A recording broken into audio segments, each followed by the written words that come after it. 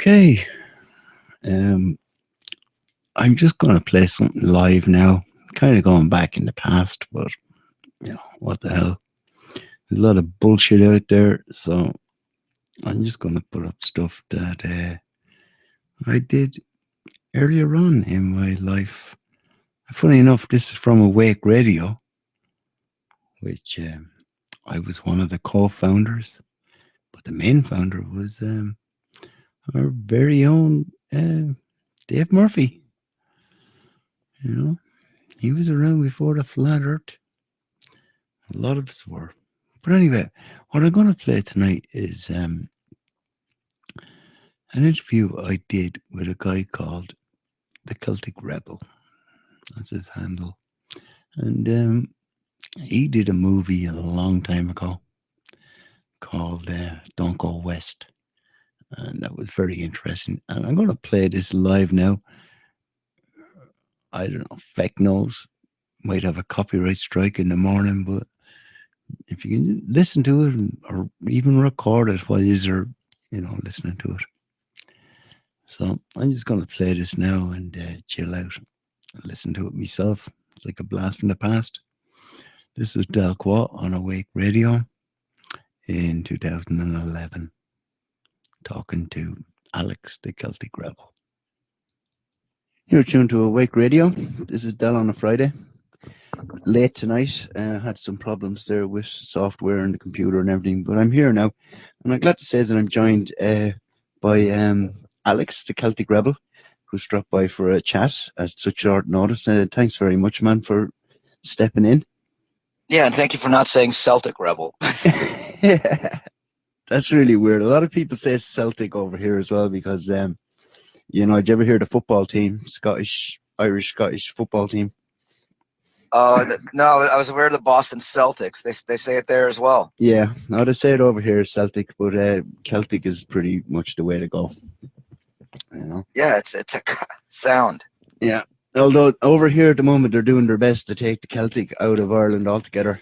Well, they've done a pretty good job. I've seen, what's the name of that? The two young Justin Biebers that won the Eurovision Song Contest. Oh my God. Jedward. Jedward. Oh, Christ kittens. Those guys were down at the school there last year, down at where my granddaughter goes to school, convent school. And they were down there signing autographs. And said, you know something? The two of them looked like wooden versions of Tintin. You remember your man Hergé's Adventures of Tintin? No, I don't remember that. Yeah, it was a comic book thing, a French thing, and the guy had sort of hair that sort of elevated up into the sky kind of thing, Weird. But yeah, they're doing a lot of things over here at the moment as well. This week alone, they're basically pushing abortion. They're having sort of a 3-day committee meeting on how to bring in abortion. Okay, well, wait, more abortion is a good thing. Oh, yeah. Then, on top of that, they're trying to bring in assisted suicide. They had a woman in the High Court the other day that was trying to push for assisted suicide. Junior minister over here a few weeks ago mysteriously hung himself in a forest. He just went out for a walk, his early morning usual walk in great form and everything with his dog, and they found him hanging. I guess he decided to hang himself, huh? Yeah. That's why he brought his dog along. Yeah, well, it's very strange, And this guy, is a farmer, a Republican, typical Irish politician. Oh, hold on, I think the ADL's coming. What is that? Yeah. You hear that? You hear that noise? No. Oh, it's somebody. Somebody's flowing over my house. I'm sure they're spying on me. It's one of those. What are they called? It's basically a parachute with an engine that pumps air up into it, and a chair. Yeah, sort of a paraglider thing, is it? Yeah. It sounds like a lawnmower flying over your house, basically. I mean, actually, it kind of is a lawnmower flying over your house. It's about the same type of engine. I tell you, we have one of them over here. It must be the smallest helicopter you can by, and it sounds like Oh, it has. you're talking about the helicopter ones, or just the ones that No, have the parachute attached to them? no, this actually does look like a helicopter. The local Gardaí use it, and God knows why they use it, because you can hear them coming a mile away. It's like it has a little four-stroke or two-stroke engine in it. That little noisy little thing, Yeah, it sounds like the And guy with a lawnmower that refuses to put a muffler or something on it. yeah, exactly. When I rang up the Garda station here one night and they hung up on me, I said I'd like to report a disturbance of the peace. Your bloody helicopters flying around outside. Oh, here you go, Joe. You were asking for more government. Yeah. Right shower, all right. So how are things been with you anyway, man? I've been pretty good. Keeping somewhat busy. Nothing new. New year, but new things coming. I think in a lot of ways. I think that there are, without getting all kumbaya and let's hold hands. There are certain energies that are associated with us moving into this new cycle now. Mm. And it could turn into something very positive. Of course, there are forces that are trying to subvert this and go against nature. Yeah. And then when I speak nature, I'm speaking about the nature of the universe, the nature of this planet. And when we talk about people that are at war with nature, what we're talking about? We're talking about the Jews. Oh yeah, there's plenty of them around to be battling with nature. Yeah, that's what the Jews do. The whole concept of Judaism is a war with nature. Yeah. Do you know something? We celebrate our Independence Day over here on the 21st of January, right? And the average Irishman doesn't know that. Would you believe? I'm not surprised. Yeah, they'll be able to tell you. If you ask me, that'd be so. Well, when the hell we get the independence from the British? When did that happen? Because I don't think it's happened yet, has it? No, it never did. we celebrate something that it's a big scam, because we're basically, they never left, man. The crown is still here, But the crazy thing about it is, right, since I found out about this, and this is 4 years ago now, I used to take the time to go up to Dublin, join with a few other people, and go into the Mansion House, because that's where a ceremony is held every year, and it has been since 1919. And basically what it's supposed to be is that they get their license to sort of practice as a government, if you know what I mean, from we the people. But of course they never turn up, but it still goes ahead anyway, and they do it. And there's another room in the place, it's in the Mansion House, and it's like a really big room. It's called the Round Room, and it's like a big room for holding receptions and things, right?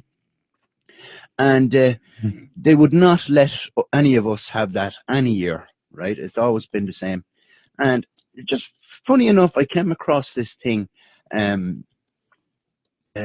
do you call it? HETI, it's called, right? Holocaust Educational Trust of Ireland, right?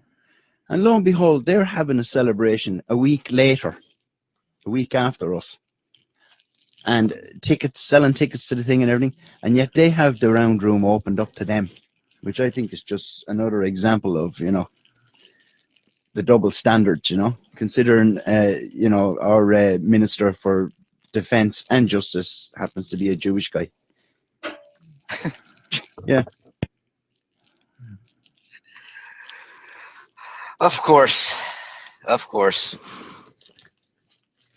Yeah, a horse is a horse. This is one of those things that shows you that there really never was any Irish independence. I mean, if the Jews are in control of your Ministry of Defense, and they also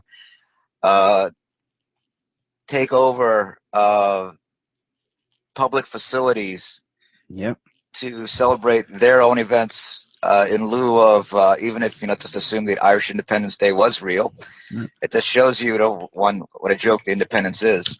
And one of the things that I've been researching and looking into and trying to stitch together is the connection between the royal families and the Jews, and this match made in hell that's been going on for a while. Yeah. So I believe that whenever people start looking at just the Jewish side. They miss a lot of the picture, and also the people that are looking at the nobility and church side of it are also missing a part of the picture. This is the way, I believe this is the way the power structure has survived and succeeded for so long. And one of my theorems is that when you read about the Jews being God's chosen people, you have to ask yourself, well, who are the gods? Exactly. I often said that, which God? Because it wouldn't be a kind, loving God anyway, for starters, because it's the kind of God that would tell you to go out and murder your child on an altar just for him, and go wipe out complete, villages and races and everything like that, It's, And I don't believe the pact was made until Rome. And if you consider that the Roman elites considered themselves to be gods, then it starts to make a little more sense. And I believe that's when the two got together. The two had always been around performing their misdeeds at the expense of other human beings on this planet. And I believe I'm going to have my regular guest Eugene back on in a couple of weeks. We're probably going to talk about the Trojan side of the equation. Yeah. And I believe the founders of, well, not the founders, the parasites who took over the Roman Empire and subverted it and made it theirs are actually the descendants of the Trojans. All right. And that they were some ripe fuckers. Well, they would have went on then to do the same with the British Empire. Yeah, yeah. Would that be right? Yeah. So it's pretty much the same crowd. And I think the only thing that's changed in the modern world is the power balance has shifted from the gods to the chosen. I believe the chosen actually now find themselves with more power than the gods. Yeah. Which inevitably happens. You give somebody so much power and you have them do all your bidding, they eventually learn that, hey, you know what? We don't need you as a boss anymore. We know how to do this ourselves now. Yeah. They lay it out enough times in all those so-called mafia films, Yeah. They just pretend they're Italians, Yeah, there's a lot of truth in those mafia films. If you get past that layer of propaganda, which is all the bullshit about the Italians and the was it? I've seen you don't hear much about it. I mean, there's mafias of all types. There's the Irish mafia, there's the Greek mafia, there's the Russian mafia, and of course, the pinnacle of it all, of course, is the Jewish mafia. Yeah. And behind every one of those mafias is typically a Jew as well. Yeah. They became the Dons, Yeah. I think somebody, I can't remember, it's not properly credited, somebody was telling, I think it was during one of the Renegade chats that we have on with the weekends. By the way, I recommend those to everybody every Saturday night on Renegade Broadcasting. Definitely. We have our Nights at the Round Table. You're welcome to come participate anytime you wish, Joe. This is a formal open invitation. Any night you want to come join us. I know it's yeah. Any small hours of the morning. I like to just... I normally wait for the pod. I guess if you're still up at that time, you're gonna be too drunk to talk. Yeah. Yeah. Some Saturday I'll stay up and I won't start drinking until about 2 o'clock in the morning. I should be right then for your round table. Today our special guest is Joe from Ireland, who's here to make a royal ass of himself. Yeah. Sure wouldn't be the first time. Or we get Fetcho on once in a while to join us, and I know you and him have been talking for a while. He's actually on this network.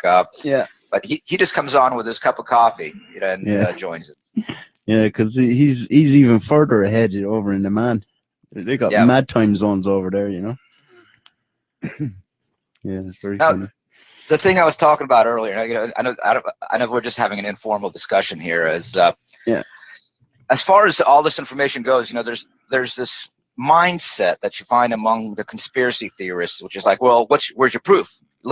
Send me your sources. What are your links? It's like, you're not going to find links and craps for this type of material. Google it. Yeah, there you go. Google it. Yeah. Do your own research. And then one day you can get on CNN and make a proper tit of yourself.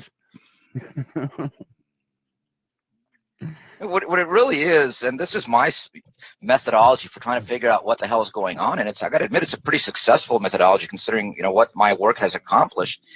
Is when the main story doesn't fit, and all the sub stories and the conspiracy spins, they don't fit, but you start seeing common threads. You can kind of start saying, okay, well, there's a thread that seems to unite all these, and now it still doesn't make sense. So where does the story make sense?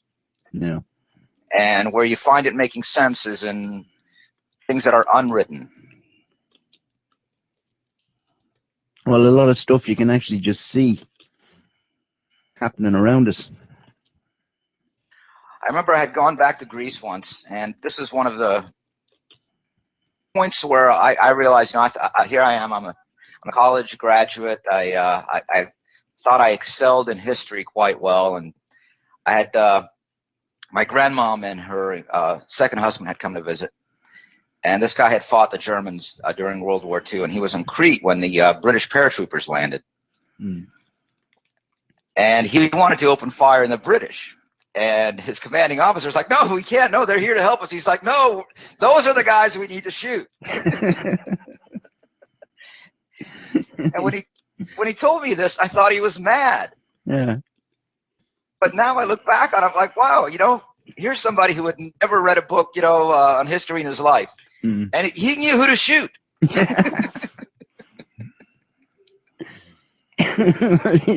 That's the thing. He knew. He probably knew what was really going on. We only get the history books. Whatever, Yeah, he was like, why are we fighting the Germans? These are the fuckers we need to shoot right here. They're coming down in parachutes. Let's just start taking them out. Bloody hell. And he was right, Yeah, no, he was. It's I've just come to the conclusion, man, that anything is, never mind even the mainstream media, is a lot of garbage. But my rule of thumb is everything is inverted. So if they say something is good for you, it's probably bad for you. If they say something is bad for you, it'll be good for you. Yeah. And it's sad to think that that's the way everything is, but and that goes for so-called fucking alternative media as well. A lot of that is the same, man. And in some cases even worse. One of the things I was talking about in my show recently was how it's easier for me to talk to somebody who knows absolutely fuck all about all this business that's been going on, this new world order, whatever you want to call it. It's easier to talk with somebody whose mind has not been poisoned and corrupted by the information put out by the alternative media. They're actually more receptive, and you're easier to have a conversation with, because those who have been exposed to it have formed very specific and solid new opinions, because these new opinions that you bring in at the expense of the old opinions, before you quote unquote woke up, you're more attached to those.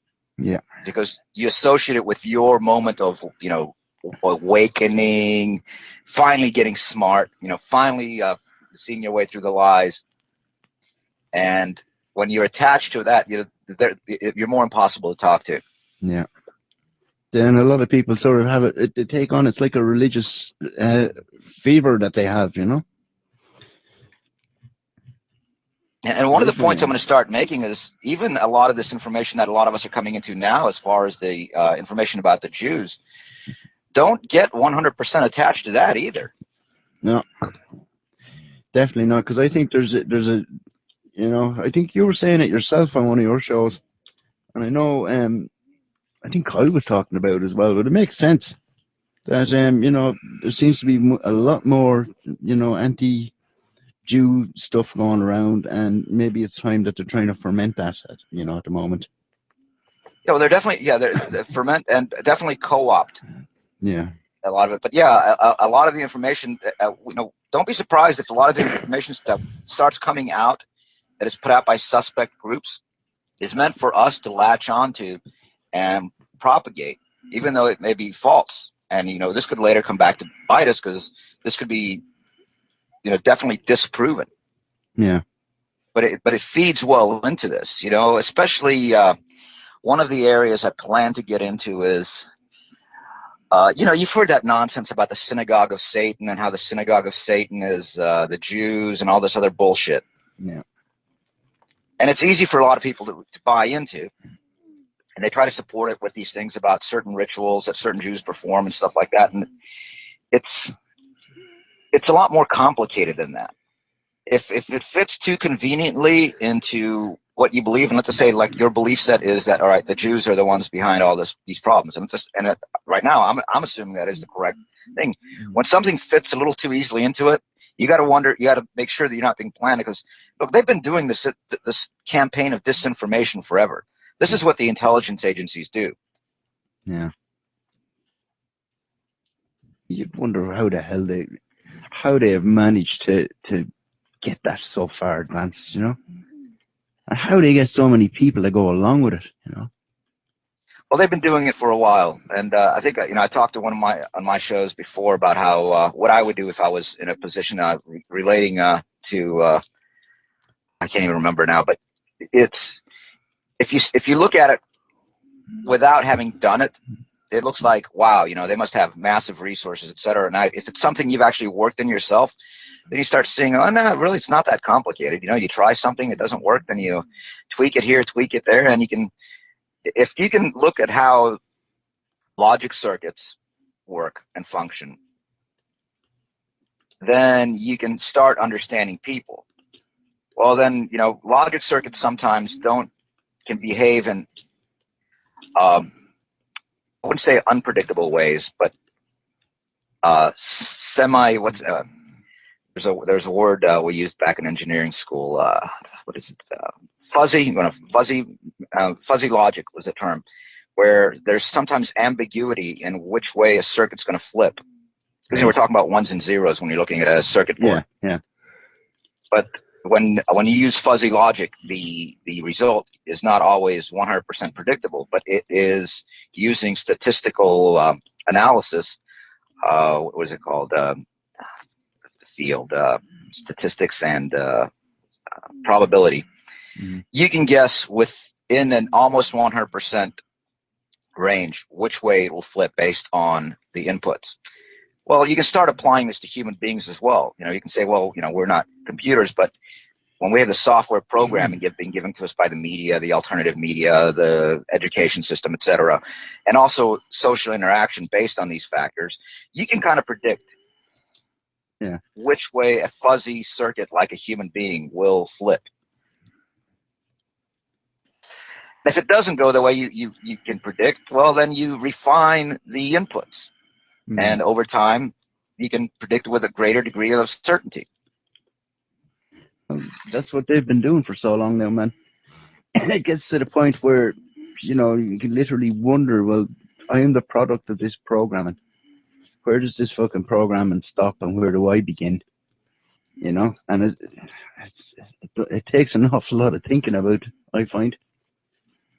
And one of the things that I've done, I had Dennis Fetchel on for a show because he studied English gematria for so long, but I put forth a theory that, and we have different opinions, but different opinions are healthy. You're not going to come to any new knowledge or new understanding or new wisdom if you surround yourself with people that agree with everything you say. Yeah. Yes, men. Yeah. But I put forth the theory that English was actually created as a neuro-linguistic programming language, a machine language for the human computer. Yeah. And it is very, very good at that. Hello, you there, man? Yeah. Yes. I thought I just. Oh no, that was me taking a pause. Yeah, I just figured I'd let you talk. Yeah, no, I was listening to your grandma, but I can pretty much agree with you on that one. It sounds like that, We just, especially the fetch goes into, brings it down to numbers and everything, and it all sort of fits in with pi, and it all seems to be so constructed, so precisely. Yeah. And there's other languages out there that just kind of flow. They're more I don't know. They're more from the heart or something. English is very constructed. Very, very unnatural, and Yeah. it's also very machine-like. If you start thinking in terms of, whoa, somebody just ruined their Friday evening. I just heard a car collide into something. The fender bender. I don't know. It's off in the distance, Yeah. and there's. I'm looking at the woods right now, so it's somewhere behind the woods.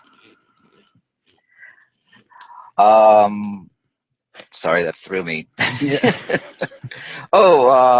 Circuits and logic switches. So yeah, you look at a lot of words in English, how they can very easily be converted into something else, or they contain parts of other words, and Yeah. how these words are just basically like, even the parts are like flips of switches. Yeah. If you could follow what I'm talking about, I you'll know. find that a Yeah. lot in the English language, where you don't find it in in too many other languages that I'm aware of, at least. Yeah. Well, the one that stuck out in my mind, I was listening to your show there, your Sunday night show, and you said, people living in apartments, and apart, and meant that's everyone's minds are apart, yet they're right beside each other. Yeah, and when you live in Yeah. apartments, you will find yourself in more situations than not The knowing apart nothing minds. about your neighbors, because you almost never really see them. There's no Mm. common area where you really pass each other in the hall when you're trying to get from the apartment, from the elevator to your apartment or something, which is not the best time. You're in confined quarters. People naturally in confined quarters are loath to uh, be open. They're kind of reserved and defensive Yeah. when in confined quarters. This is nature. Yeah. That's why you look at the greater societies of the past. And I know, you look at the ancient Hellenes, and they had the agora, the big wide open space in the center of towns. Mm. You find that in a lot of Europe as well, where you had the town squares. And this is a town square. Something being open kind of lends to people speaking and getting to know each other, Yeah. and being open.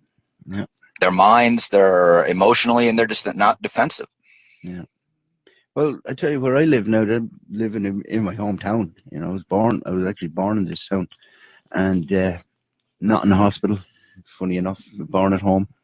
No medicalization at all of me. It was grand. But that's that. 30 years ago, you'd take a walk up the town, and it would take you forever to get up the town, because you'd be forever bumping into everyone, because everyone knows everybody else. In fact, half of the town, would be relations and whatever.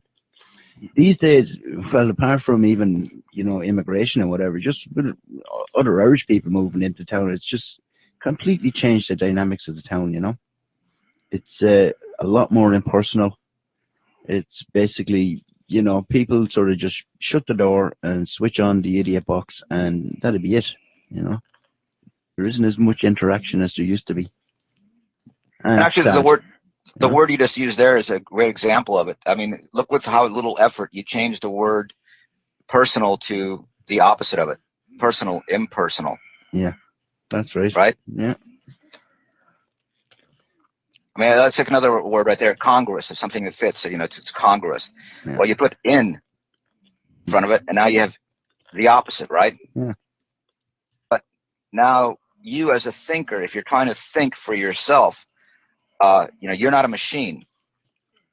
Your mind is still telling you that if you are in congruent, then mhm, you're not negating it. So it's kind of like throwing the human brain into a logic loop, because your senses are telling you one thing about the language. It's like, well, no, I just heard the word in, which means it's taking place, it's inside, yeah, so it should be congruous. But yeah. the rules of the language are like, no, that flip goes off. It's the opposite. My God, no wonder my English teacher, we called him Rhombus.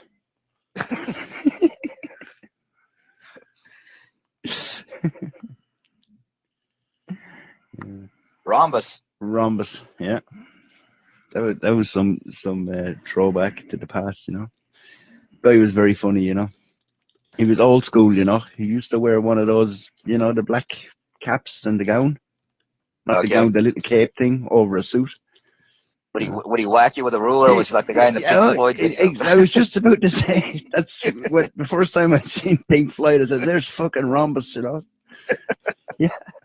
Did he have a fat psychopathic wife that would thrash him within inches of his life when he went home at night? He probably did. He had one of these old Triumph Toledos. I don't know if you ever heard of those cars. A small little boxy thing. It looked like a Trabant.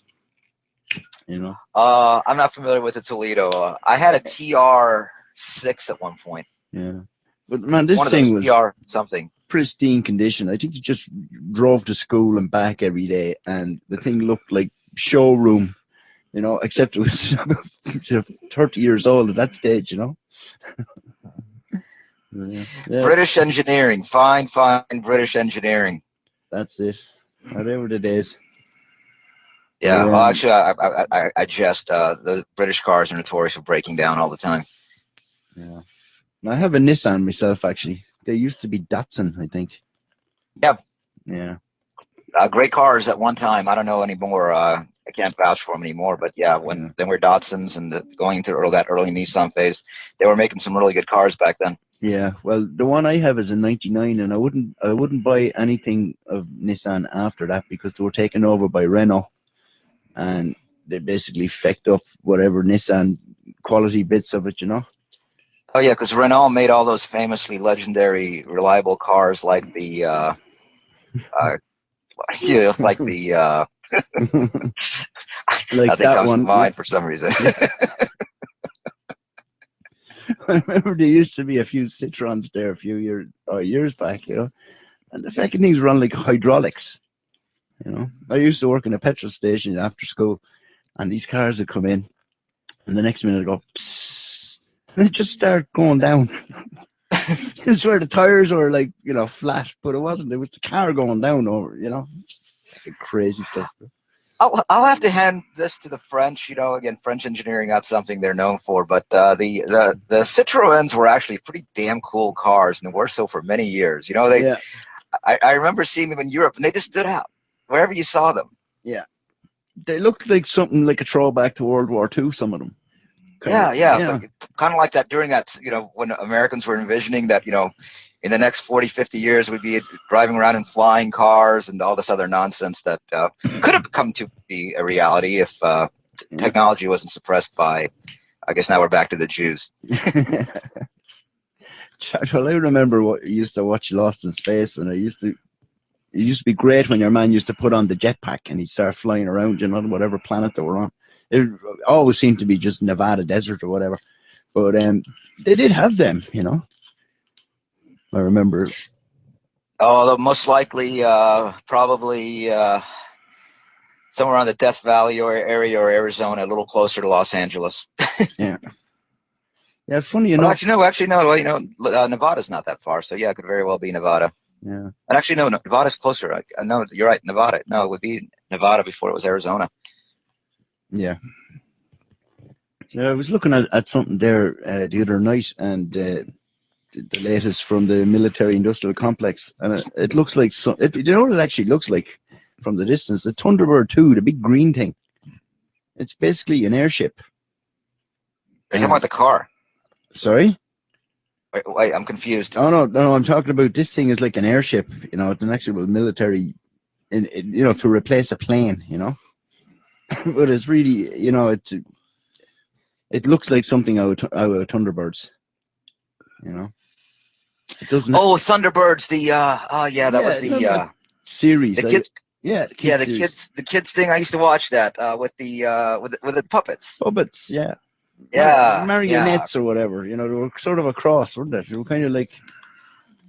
They had the ones with the strings. It was taking strings all over the place. For some reason, I guess there was probably either some traumatic programming or something from my childhood. I remember the one where they were like going into the sun and they were all going to die, and I was terrified.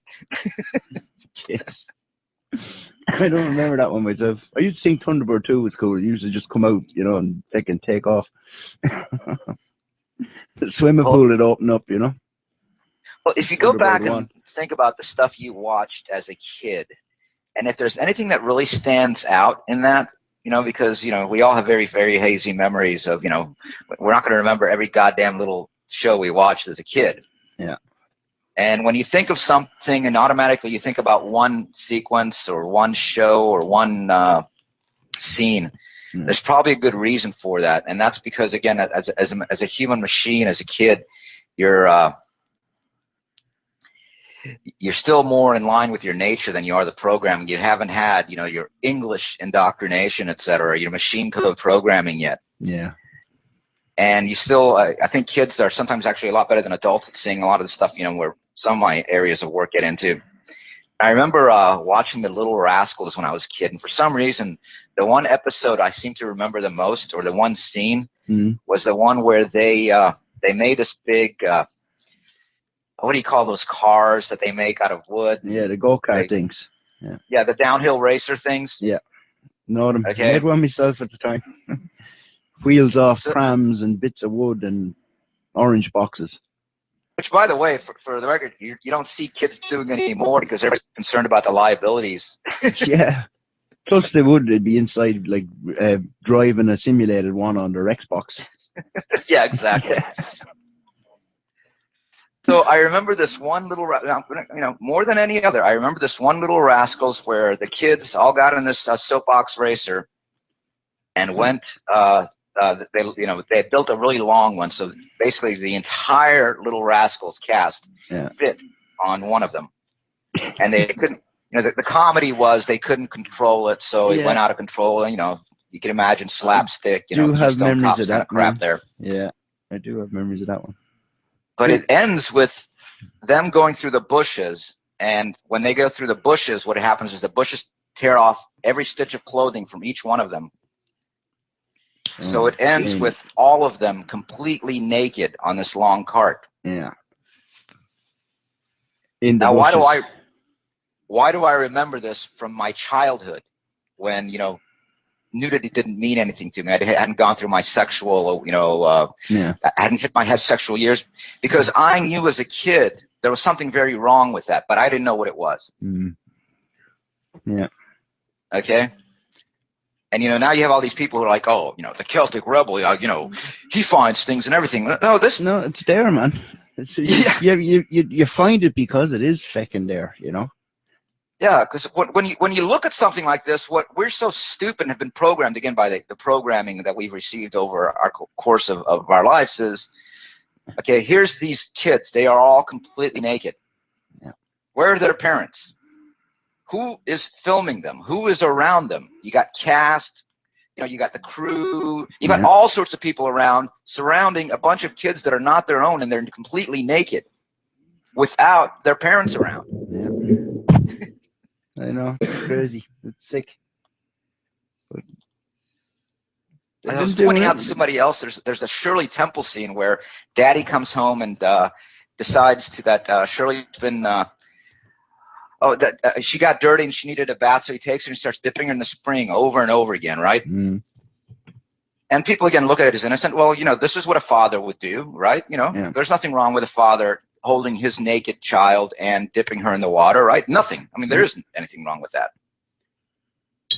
But this fucker doing it is not her father, is he? He's a fucking actor. Yeah.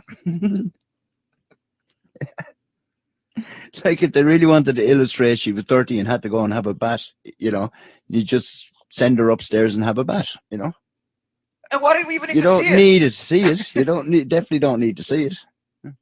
And nobody's going to be sitting there going, well, they didn't show her naked in the tub. This takes away from the realism of this Shirley Temple episode. Well, that's the thing, man. Like years ago, I thought, looking back on all that kind of stuff, and it was the age of innocence, and looking at it now, it was fucking far from it. And I remember you sent me a link there a few months back, man. The Danny Kaye with the Thumbelina. Oh, yeah. You see that in a whole new light. It's really, suggestive, Oh, that one's terrible. Yeah. Really is sick. Danny Kaye specialized in children's films, but yeah, that you can kind of see one of the things I talk about, which again draws a lot of criticism, is that if you look at this in the sense of like, this is basically programming children to be more accepting to pedophiles and those who would actually predate upon them. Yeah. Because you look at that, what's Danny Kaye doing? He's sitting there doing something where she can't see below the window, Yeah. and it looks like he's fumbling with his crotch. Yeah. That's right. And then when he starts doing the finger thing, the little puppet yoke, that is very suggestive. Yeah, You yeah. know.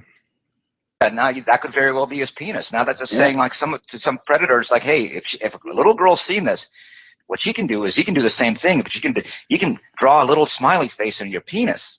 You know, which it is. That's what it is. Well, she's there, and what, she's only what, 7, 6, something like that. Yeah, something like that. And even in the reality of it, like the actor and actress thing, she's there, and he's basically pulling at himself underneath, the window, and then he's, waving these, pretend penises, his fingers all painted up, It is. It's just too weird for words, man. And this is from what, like the golden age, right? 1950, not the golden age. 50s. Yeah, it was the 50s. Yeah. Yeah. And then what you have, oh, by the way, and Danny Kaye is Jewish. Yeah, that's right. And then he was on a UN children's thing with someone else. I can't remember her name now at the minute. Of course he'd be the UN children's thing. Yeah. But that's the thing, he's not out like fucking disarming landmines. He's, running around after children, It's just... Yeah, he's spending time with fatherless children because he cares about children so much that he wants to find ones that have no fathers or no mothers around because, well, who's going to stop him then? Yeah. It is sick, man. Totally sick. So here we are 50 years later, right? Has anything changed? And this is one of the points I was trying to make in my show last week. Nothing's changed. Yeah. We just keep repeating these same cycles of ignorance and stupidity, by looking back and saying, oh, well, things were innocent back then. It's like, no, it's no different what they were doing back then, what they're doing now. So now we have Russell Brand in one of the shows I talked about. That guy is a creep, yeah. Despicable Me, although it's an animated film, he does the voice. Right. And by the way, Russell Brand, a Jew. Yep. Mr. Sacha Cohen, I think, is it? No, sorry, I'm mixing him up with... I know who you're talking about now, yeah. Yeah, actually, according to Wiki Answers out of Tel Aviv, I mean, I was surprised on this one because they don't pass him off as a Jew. According to Tel Aviv-operated Wiki Answers, he's a Jew. Well, that's the thing, Whether we're meant to think that they're all Jews or not, they're still pushing this sickness, And this one, what they do is they have one scene where he tells 3 little girls a bedtime story. Again, it's the man who's taken in 3 orphans because he's such a good man. Mm-hmm. And they want to hear the bedtime story. And it's about the 3 little kittens. So there's 3 little girls, and here's this grown man who's not their father reading the story about the 3 little kittens.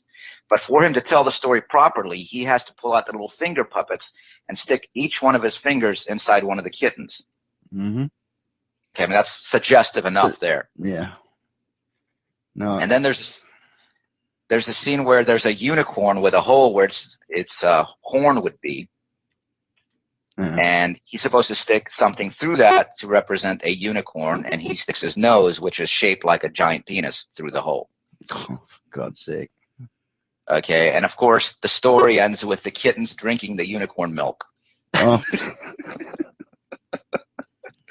I mean, is that not a manual for how to, rape children there? Yeah, it is. It's just, oh, man. It's really bad. And you see, the crazy thing is, this is what they're pushing for. This is going to be their next, legal, adventure. Because, and I'm not going to be, judgmental of, say, a homosexual person out there. That's their own business, whatever they do. Point is, when, this is a program trying to get everybody on board, right? Yeah. Up to 30 years ago, you could be put in jail for being, a queer over here, right? Simple as that. And they pushed and pushed, and then eventually it was legalized, and now they're, it's all talking about weddings and all that kind of crap now, This is the next jump. This is what they're doing. And I think they're softening people up as well with all this Jimmy Savile crap that's been going on over the years. And that's just, from the entertainment industry, he's dead now, so it doesn't really matter, so pushing him, then, they don't So say it's easy to name dead people, isn't it? exactly. They're not going to pull out, they'd have to pull out most of the British government and all the lords and the royal family now. They'd have to pull them all out if they were going to call out a proper investigation, you know. Well, So, maybe they can pull out Jimmy Savile's bones and bury them in one of those monasteries so he serves his penance. Yeah.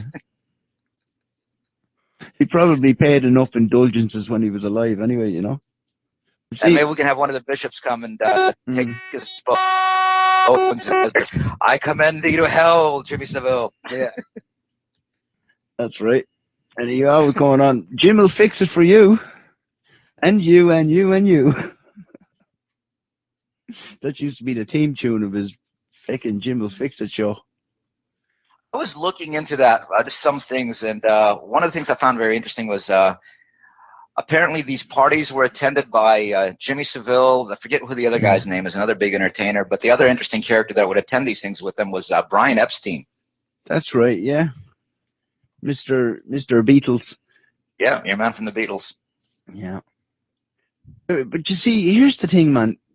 When you think about it, right, that big show he used to have, after he was still a DJ as well, but he had a big show. I don't know if you've seen any of it or YouTube clips or whatever, but I remember watching that as a child, right? And when I think back now to what it was basically children would write in a letter. They wanted to do something. Say they wanted to do something that they wouldn't be able to do. Their parents, dear Jim, my dad died, so many years ago, and my mum struggles, and I would always wanted to go and say, drive a Formula One car. Can you fix it for me that I can drive the Formula One car? And, Jim would read out the letter in the studio, and then they'd already have this thing filmed. They'd bring the child out for the day. They'd, pamper him, all this. He's in a car then, with some driver sitting on his knee kind of thing. Bring him around, and then at the end of it all, he gets to sit on Jim's knee in the studio for the last bit of it, and Jim puts this ribbon around his neck with a little badge on it saying, Jim will fix it, and on the back of it, Jim fixed it for me. And I'm just thinking about this, and I'm saying, what a fucking database they would have of all these children that, felt sort of dispossessed, also had hard stories, hard luck stories kind of thing. And this is all going into the BBC. No wonder when he died all this stuff came out. Now, what's the count at the moment? Well, 200 or 300 abuses that are known of. And God knows how many suicides he left behind as well, all these people that couldn't cope with all the abuse. Yeah, great point there. Yeah, he's got a database of all the children, and now you're like, okay, now I know, again, I can be that can be like Santa Claus to them. I can be like I can be like Jesus. I'm going to come deliver these kids. And then you find the kids that don't have a great relationship with their parents, and then boom, you're in business. That's it. And I nearly swear that's what the whole Jim will fix it thing was concocted for. Because it wouldn't be just him, it'd be the whole fucking production team of Jewish pedophiles, pederasts. Sorry, man, I was just looking at the chat there earlier on. Can I just tell Zap Upper, we're live, man, I started late because everything got stalled, and then I had to uninstall it and reinstall it and everything like that, and hassling Alex to come on, to see could he come on for a while.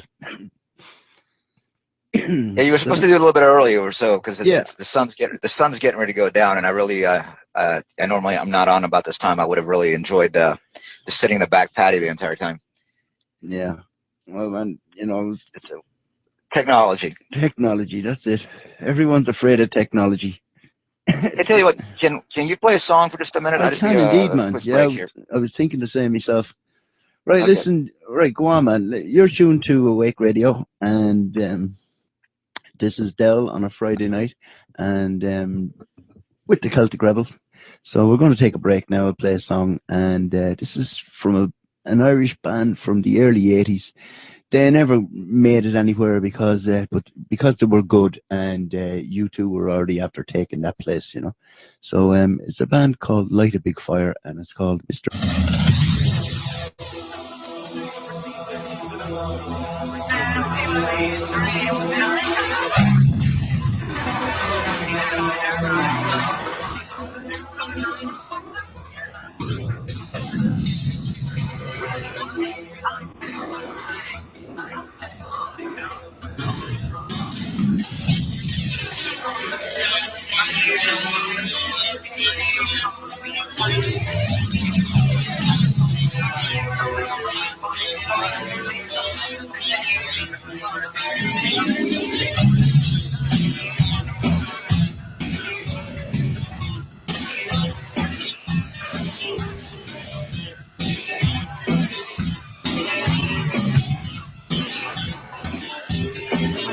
Well, up the people and takes them by the hand. Hold them up for hours, time to make them understand. They shrink away from back into the light.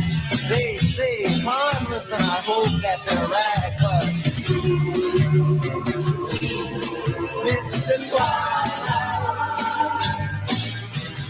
oh, Mr. Twilight.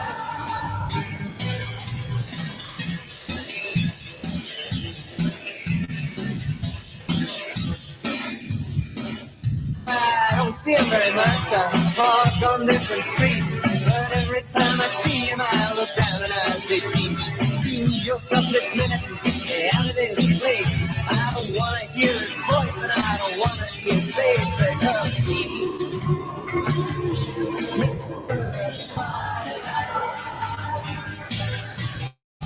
oh,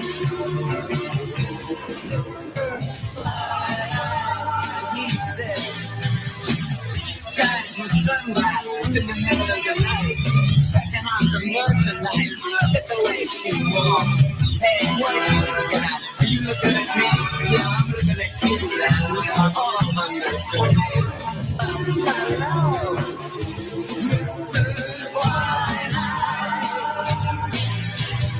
Oh, Mr.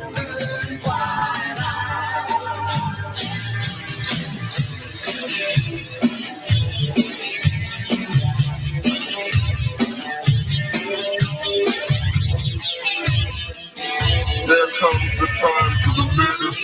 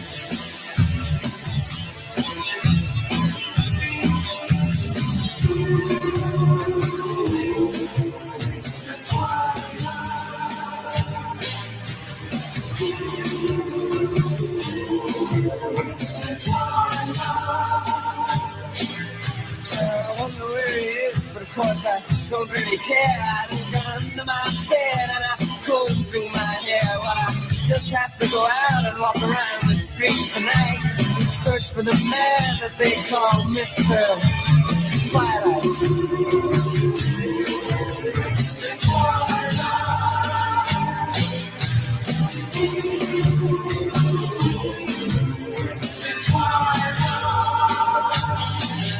I walk up to people and I take them by the hand. Hold them up for hours, try to make them understand. They shrink away from me and then they say, right, we'll look out for ya, Mr. Twilight. They call me Mr. Twilight, but that's not the case, I'm not at all Mr. Twilight. 'Cause my eyes are green, my eyes are green, my eyes are green.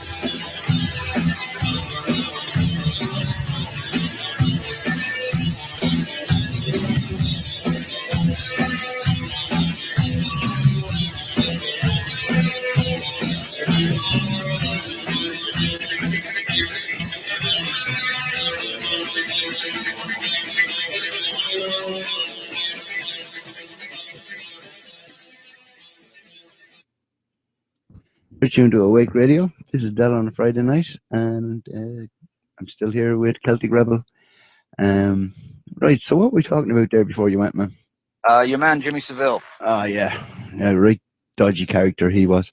Yeah, but sorry, man, I reckon that was probably the ultimate, fucking compile a database of disadvantaged children that would write into a television program looking for something for Jim to fix it for them, Yeah, and another interesting thing about Jimmy Seville is, I'm sure you may have heard this somewhere else, but right after this whole scandal started coming out, people were actually going through Wikipedia Mm-hmm. and removing all the references to Jimmy Seville and his connections to Israel.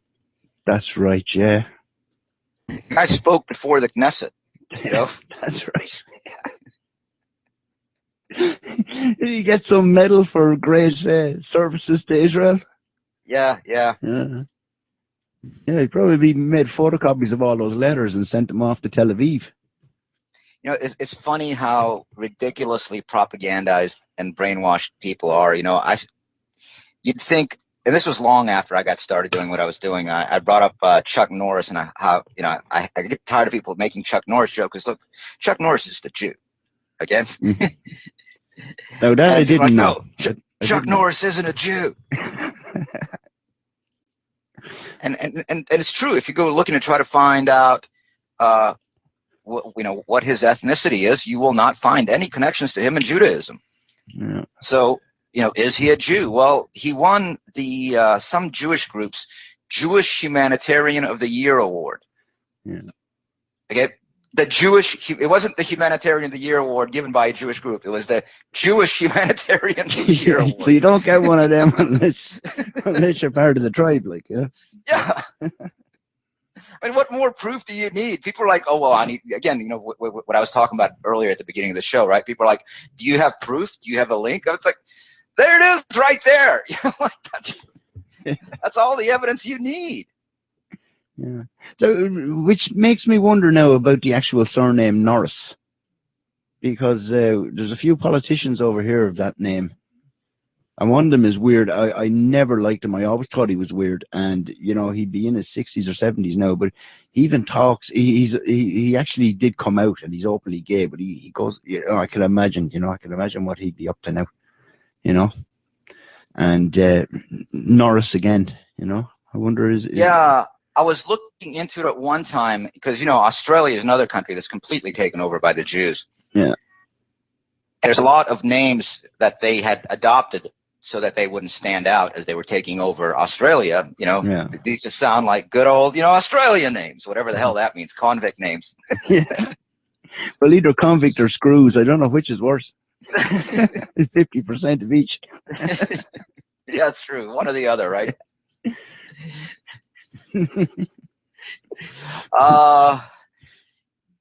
They had adopted quite a few names. They don't stand out, but there's a lot of what are perceived as Gentile names, or let's just say names of European descent. Yeah. But these were actually just names that they decided to use. And there's a lot of Jews who share these surnames, but it's actually manufactured. Right. Any examples, man? I'm trying to remember. Here I know one that's in use here, and I'm not sure if he's there. The last name Black. You find a lot of people who have the last name Black being Jewish. All right. Diamond is another one. These are just words they found, colors, etc., so that their lineage wouldn't be harder to trace. Yeah. And there's another trick that I found out that I talked about in one of my shows, which became very obvious to me is. Because how in German you pronounce the W like a V? Yeah, that's right, man, yeah. And so, they changed the V they changed the W's to the V's. They changed they actually... Or the other way around, sorry. Yeah, they changed the V's to W's. Mm-hmm. And in the English language, those are pronounced like vowels. Yeah. So like the name Lewis, a lot of Jews use the last name Lewis. And you look back and now it's like, oh yeah. Jerry Lewis, Richard Lewis, all these other Lewises that are actually Levi's. The name Lewis is Levi's. Bloody hell. That's crazy. Which would stand to reason then when you'd have like one of the biggest known singers from Ireland would be Bono, right? And Yeah. his real name would be Paul Hewson, Hewson. Heaven, have, So that'd hmm, be you've son, would it? have, Hewson. perhaps, Yeah, you see, son of a postman. perhaps. Have you checked his? There's another way to tell. Have we looked at his nose? Does anybody have a Hey, close up of do, his nose? do you know what I always thought, right? And I'm the same age group as Bono, and I remember I used to go see them when they'd be just playing gigs before they ever got signed or anything like that. But do you know? I don't know if you can notice it, but there was a striking similarity. I always said that he could be a brother of. Do you remember Mark? Out of Mark and Mindy? Oh yeah. I can't think of his name at the second, but you know who he is. Yeah, what's his name? A degenerate guy. Degenerate, what's his name? famous comedian, actor, and he, some of his stand-up used to be funny in the 80s when he was on speed, because he was very fast. But, what the hell was his name? Robin Williams. Robin Williams. Right, if you put the two, actually, that'd be one for Ed, Is Robin Williams really Bono? But you know what I mean. The two of them look the same, and Robin Williams is Jew as well. So, Perhaps. I have to take a close look at it. Maybe somebody can post it in the chat room. Yeah. Robin Williams. Oh, and Bono's nose. I was watching. I was visiting my sister over the holidays. So one day I'm walking through the living room, and they've got the Sopranos on, and there's a scene where they bring in the Italian tough guy thug to serve as their. They make a big deal, like, we brought him all the way from Italy. He's going to be our new enforcer. And there's a scene where they're getting ready to send him on his first assignment, and it's him in the car, so it's a side profile from the passenger side, and he's got this long beak on him. It's just ridiculous. He's the Jimmy Durante of the fucking underworld. Yeah. Oh, God. At this point, it's just obvious, It is. So, yeah, we have to take a close look at Bono's beak. Yeah. It's funny, my missus was saying the other day, she was looking at some mainstream news, and she was saying, oh, Bono's eyesight has deteriorated. I said, you should take off the fucking sunglasses then.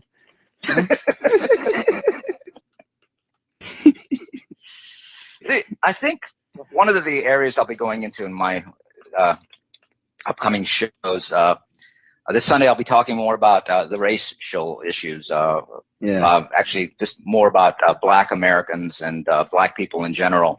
But one of the other areas I want to go into is dismantling even more of all this initial conspiracy crap we were fed.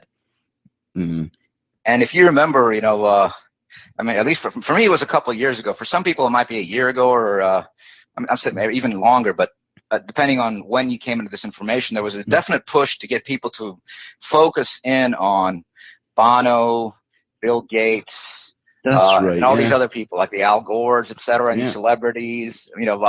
Like that Jewish guy Freeman, who used to be on my network. Freeman Fly, he's a Jewish guy as well, is he? Oh yeah, he's Jewish. All right. that explains a lot. Yeah. Yeah, of Britney Spears and Anna Nicole Smith, getting people to focus in on these people. That's right. Yeah, the sort of mind controlled MK Ultra type people. Yeah, and then Bill Gates. Remember the thing with Bill Gates releasing mosquitoes at a conference that were supposedly. Supposedly, these mosquitoes were what was it? Injected with vaccines. That's right. And they were going down to Africa. That's the thing. Bono seemed to be doing Africa since he got anyway a few bob in his pocket. When he started selling records, he was in Africa, and it was the whole Live Aid thing as well. Then, so what's the crack, man? They're all obsessed with going down to Africa, or that's what we're being told, I should say. Yeah, well, there's what we're being told. What's really happening. Yeah. Here, I'm just giving the cat a little food here.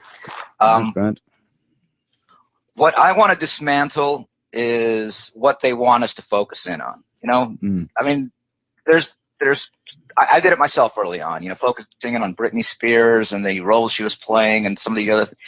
That stuff is meaningless. Mm. And also like focusing on, when Bill Gates opened that jar of mosquitoes at this conference, he did so because he was told to. Okay, Yeah. he was acting. Mm. Because they knew people would jump on this story and start, it supports that entire fabricated nonsense about this New World Order and these globalists and their plans for depopulation and all this other stuff, right? Yeah. Now, on the other hand, there is something going on. Mm. So what I wanted to do is I want to dismantle the layer of propaganda and nonsense that they want us to focus in on. Yeah. So one of the areas that I'll be looking at beyond this is all the stuff about satanic cults and satanic group activity and satanic ritual murders. Yeah. I think that is all bullshit. Yeah. These satanic pedophile rings, etc. That it's always like, oh, these Satanists were behind this Franklin cover-up nonsense and all this other stuff. And the point is, I'm not saying that nothing happened. Like again, you're asking like Africa, right? Yeah. Well, what the hell are they doing in Africa? Well, we know they're not. They haven't done anything to lessen the amount of African children starving to death. That's true. Yeah. Okay. That is true. Now, are we going to buy into the whole thing about, grabbing children and sending them to satanic pedophile rings for satanic whatever? I don't think we should. No, it's probably more mundane than that. It's just a bunch of perverted Jewish people going around doing their pedophile stuff, Yeah, there's definitely some mundane. And if you look at the African thing, I mean, at the base of it, I think at the core of it, what you have is exploitation of Africans for resources. Yeah. Because you always got to follow the money. You got to be the most practical thing to do is not to go looking even into these pedophile rings. Yeah. Okay, these pedophile rings wouldn't exist if there wasn't a financial benefit to be derived from it. Yeah. I mean, these massive, there'll always be pedophiles, and they would always try to figure out what to do, but there's got to be money to pay off all the people that look the other way. Yeah. And we're talking about massive amounts of money, because that's a moral choice somebody has to make. And not everybody in the world is quote-unquote evil. Because it's easier to explain these things away saying, well, they're members of a satanic cult. Who's a member of a satanic cult? Name one. Christopher Lee. The only people that I've ever met in my life that are Satanists are teenagers. Yeah. They graduate from being a goth and then they turn into a Satanist for a while. Yeah, yeah, because they're pissed off because their parents made them go to church, and now they're expressing their independence, and they're going to say, "Fuck you, Mom! I'll show you what made me go to church. I'm going to be a Satanist." Yeah. I'm going to go around with an Ouija board. Yeah. And then eventually they start maturing, and they're like, "Oh, this is all bullshit." I mean, the only Satanists, that we like, people are like, if you want to name Satanists, you get your Anton LaVey, who was an actor, a Jewish actor, right? Right. You have these rock and roll bands who are basically a bunch of bitch boys that take it up the ass to advance their career and then say Satan did it. Yeah. You even got guys who bolt fucking dildos onto their heads, Yeah. Who's that guy?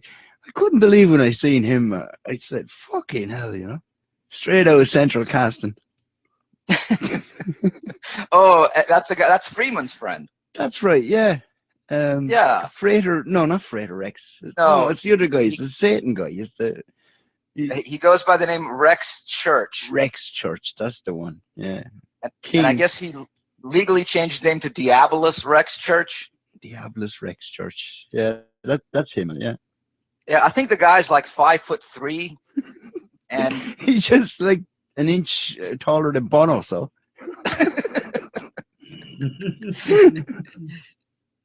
Yeah, and he's got 2 dildos sewn onto his head, so he looks like he's like got devil horns. This guy's I think what happened with him and maybe others is with some of these teenagers who become Satanists, once they realize that they're just as full of shit now as when they were sitting in the pew, even though they didn't want to be there and their mom made them go to church. Yeah. Is they realize, that they're actually more full of shit now than they were when they were going to church and swallowing that Catholic stuff. Yeah. Well, what do I do now? Oh, you know what? There's a lot, and this is where the Jews come in. Okay, see, what a goyim would do, or let's just say this, what a normal person would do after they get out of that Satan phase and realize that they're full of shit is go like, okay, I was an idiot. I'm going to throw away my goth clothes. I'm going to start wearing, jeans and just regular T-shirts and stop looking stupid. And I was had. Yeah. And then they move on with their life, right? Yeah. Now, what a Jew's going to do is say, there's a lot of other teenagers like me out there who will fall into this. I need to make some money off of them. That's the one, the old kerching. So I'm going to sew 2 dildos into my forehead. And I'm going to get together with my buddy Freeman, and he's going to tell them that I am a dangerous person and I know satanic spells, which is what he said on his show, by the way. And that I have created a Ragnarok machine which will bring about the end of the world. I have a nice little website, and I'll have, loads of followers. He'd be taking in all the waifs and strays that haven't copped on yet, Yeah, it's crazy. And there's still people in this movement who talk about, the synagogue of Satan, satanic. It's all bullshit. Yeah. Well, the only time I heard the synagogue of Satan before I heard the synagogue of Satan that we hear about now is actually, it is in the Bible. Yeah, well, it is in the Bible, but when was that in there, Yeah. Or when was that put in there? Well, you see, that's the thing, Is it Shakespeare? Is it feckin' Bacon? It might be Bacon, because that would be a real good joke. A Jew would put in a guy called Bacon, I think this is part of that fuzzy logic, right? You bring that up, like it's in the Bible, right? Yeah. Well, right now what they've got going on in the United States is they're setting up a really good fight between the Christians, or the Christian fundamentalists, and the homosexuals, right? Yeah. And the homosexuals go out of their way. I don't know if you've heard about the Lansboro Baptist Church. Well, is that the one where they stand on the side of the road? Yeah. And they go to vets' funerals and things and all this kind of stuff. Yeah, they go to vets' funerals. Yeah. And they say these vets died because of fags. Yeah. They did the BBC did a documentary on them, kind of exposing them, in inverted commas. Well, what I'm sure you didn't hear from the BBC was that all these guys who run the Lansboro Baptist Church are actually gay actors. No. They didn't tell you that, right? No, I never heard that one. Well, it's a public relations move. Okay, they're heating up that division right there. Yeah. This battle between gays and homosexuals, and they're winning because people see that and they're like, "Holy crap, these Christian guys are fucking crazy. I'm going to get on the side of the gays." Yeah, and it's all those crazy Christian guys as well that have all these guns the Jews are trying to take away off them at the moment. So they say, right? They're trying to paint it that way, right? The crazy Christian guys. This is what I'm saying, man. When you have the likes of Alex Jones on feckin' CNN with Piers Morgan, now that guy, right, he, I don't know what the American perspective is, apart from them wanting to feck him back to England, but he comes across as one of these entertainers, and he just be on these shows and whatever. But if you go back to the Piers Morgan that I remember from, looking at mainstream, whatever, he was like editor of newspapers. He was a real serious type guy, right? And he's involved in that Libor scandal and all that, Like, I'd say if he came back to England, he'd probably end up getting arrested. Now, on top of that, he popped up in a movie that just appeared on the internet. Well, it was around for about a year or two, and it won awards in Cannes and everything like that. A guy called Keith Allen made the movie. It was a documentary on Princess Diana, her murder, basically. It's called Unlawful Killing. And it premiered and whatever, but it's banned in England. And I've been actively trying to get a copy of it for the past year and a half, or whatever, nearly 2 years now, I'd say.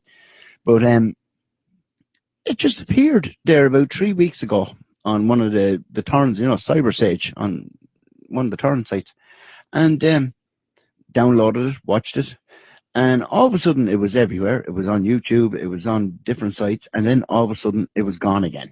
So it just appeared and then gone, right? So I think that's a new little meme that they're throwing in there to get people going as well, Well, it kind of goes back But to Piers Morgan was in that as well. That's what I'm saying. He was interviewed in that as well. So on one stage, he can go on about a conspiracy. The royal family did something to our beloved friend. And then on the other hand, he's sitting there with frickin' Blowhard Jones making a clown out of himself as usual. He set back on ownership in America, frickin' 100% with that performance. But anyway, I'll shut up now. The point I want to make about going back to the prince there. Well, I didn't mention him yet, I guess. So apparently, this is the battle they've set up, right? The gays versus the Christians, right? And like I said, the gays are winning the PR side because they've got better PR. Well, guess who's behind their public relations? Okay. And the thing is, the Christians, again, they're trapped in a little logic loop because, they're taking a stand according to their principles, which are their morals, and that, this is something that's God has declared an abomination, right? Mm-hmm. And, they'll pull out these biblical references from the King James Bible, citing where they're saying, but the King James Bible is named after the biggest homosexual king that there was in history, as far as I'm aware. I mean, they didn't call him Bonnie Prince. Bonnie Prince Charlie. Yeah, what did they call him? I mean, the Flaming Prince, etc. They had to take his cousins away because he kept sodomizing them when he was like 11 or 12. Look, man, I would say in one sentence, if you really need a book to tell you that it's wrong for somebody to stick something up your arse, you're lost. You're gone already. That should be an inherent fucking no.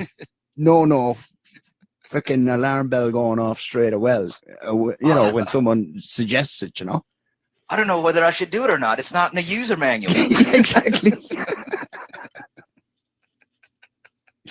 So, thank God, normality seems to be bugs in this computer language program that they've given us, Yeah. Well, as I learned in the world of computers and systems design, is the guys who design the system and the guys who write the code are not the same guys who write the user manuals. Okay. The user manuals are written in China. They're written by people that don't have a basic understanding of a lot of things, and they're usually people who are getting paid the least. Yeah. And they're the ones that write it. And look, most of the engineers and programmers don't have the time to write manuals, and these people are speaking different languages to each other, so they don't understand each other. When the marketing department gets together with the engineers, nothing ever productive comes out of that. So yeah, I guess just like any other user manual, it's shit. It is, especially you have to flick through like 1,000 pages to find the English bit, Oh man, yes, funny man, funny. Look, if we didn't laugh, we would really be going insane. Have to laugh. Oh well, we have to laugh, even though we have to address something relatively serious. So let's get back to something we mentioned early on. The biggest threat Ireland is facing right now. Yeah, there's a lot of them, man. They're all over. But I think let's talk about the most serious one. And I'm serious. I'm being serious. Right. Partly. Jedward. Oh, Jedward, yeah, because there's two of them as well. That is really scary. What happened there? Man, you could be driving down country lanes over here at one stage, say last year, and there'd be a feckin' poster stuck up and nailed to a tree. That'd be fucking Jedward. Really? Seriously, yeah. Coming to a local county village hall near you. Do you realize what a threat that is? Because what's going to be happening in Ireland is, you've got a generation of young women who are growing up now. Most of them are not sexually aware, but the teenagers are.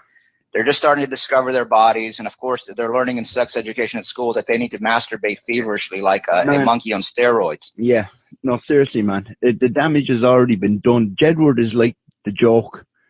It really is the joke on people, because if you talk about like the last 20 years in America, okay, with MTV and all that shit, right? Yeah. Same here, because they get all the channels. I've seen the way the generations, the next generation and the one after that.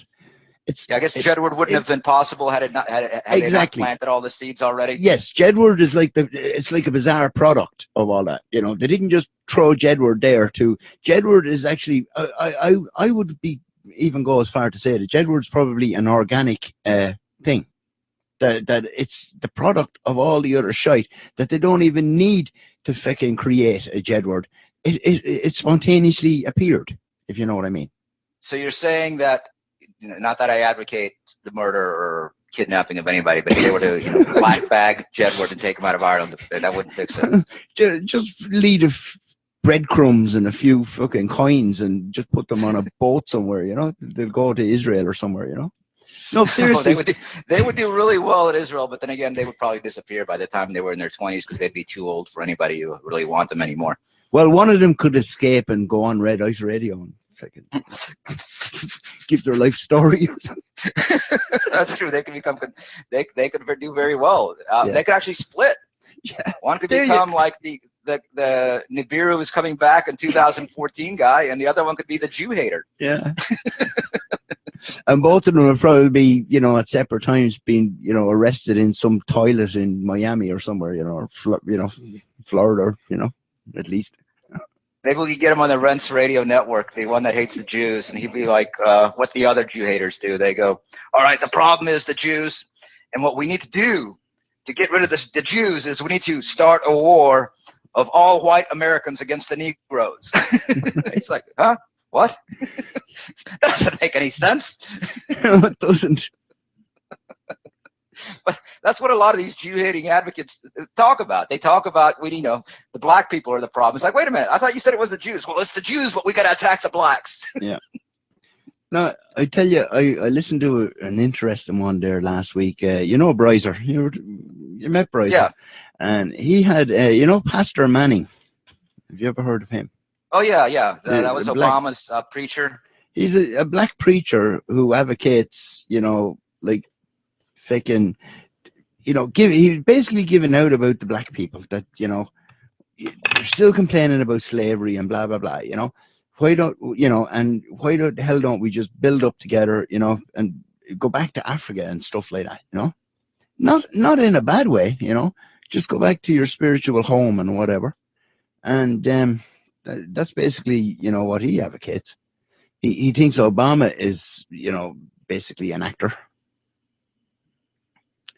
Well, Obama is strange stuff, like, in the midst of all this other craziness that's going on, Yeah, and he did get pushed out there, didn't he? Yeah. So, it's probably more fuel to the fire, for the ongoing. And I also heard that there's some group, I don't know, I can't think of your one's name, but she pops up on Fox News and places like that, and she's a real Zionist. And they basically paid for advertisement posters that are up in the likes of Central Station in New York and all around New York, basically, with pictures of the iconic picture of the Twin Towers with smoke coming out of it. And something about jihad is still going or something like that written on it. Oh yeah, they're definitely pushing that angle, division in America. I mean, they've got us divided in so many ways. And again, this is the theme of my last 3 shows. I took a break for a couple of weeks. Says, if you allow yourself to be divided, you will be conquered. Whatever lines are, Yeah. And one of the things for these wankers that they don't seem to get is if we start dividing ourselves by saying, okay, well, we need to segregate because we were forced to, you know, they brought all the Negroes here, they brought all the Mexican here, so now we need to separate. It's like, okay, so you're saying we need to divide. All right, well, that's exactly what they want. Yeah. So do the opposite. Like my rule at home earlier on, just do the opposite or think the opposite of what they're fucking saying, you know. Yeah, and even these ridiculous divisions among, you know, sexual orientation. Oh yeah, you know. Okay, I mean, if you divide amongst it, you know, you can have your disagreements. You can sit there and say, look, I don't approve of your lifestyle. That's fine. Man, it's like that guy. What in this? You sent me the link there, right?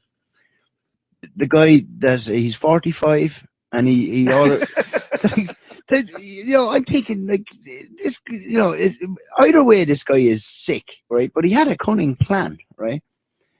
Very cunning plan. You know, I'm transgendered and he pretends to be fucking a female or a female trapped in a male's body, so therefore he can go into the ladies' dressing room at the local swimming pool, and the swimming pool management, you know, or the school or whatever, you know, accommodate him by putting up a little shower curtain.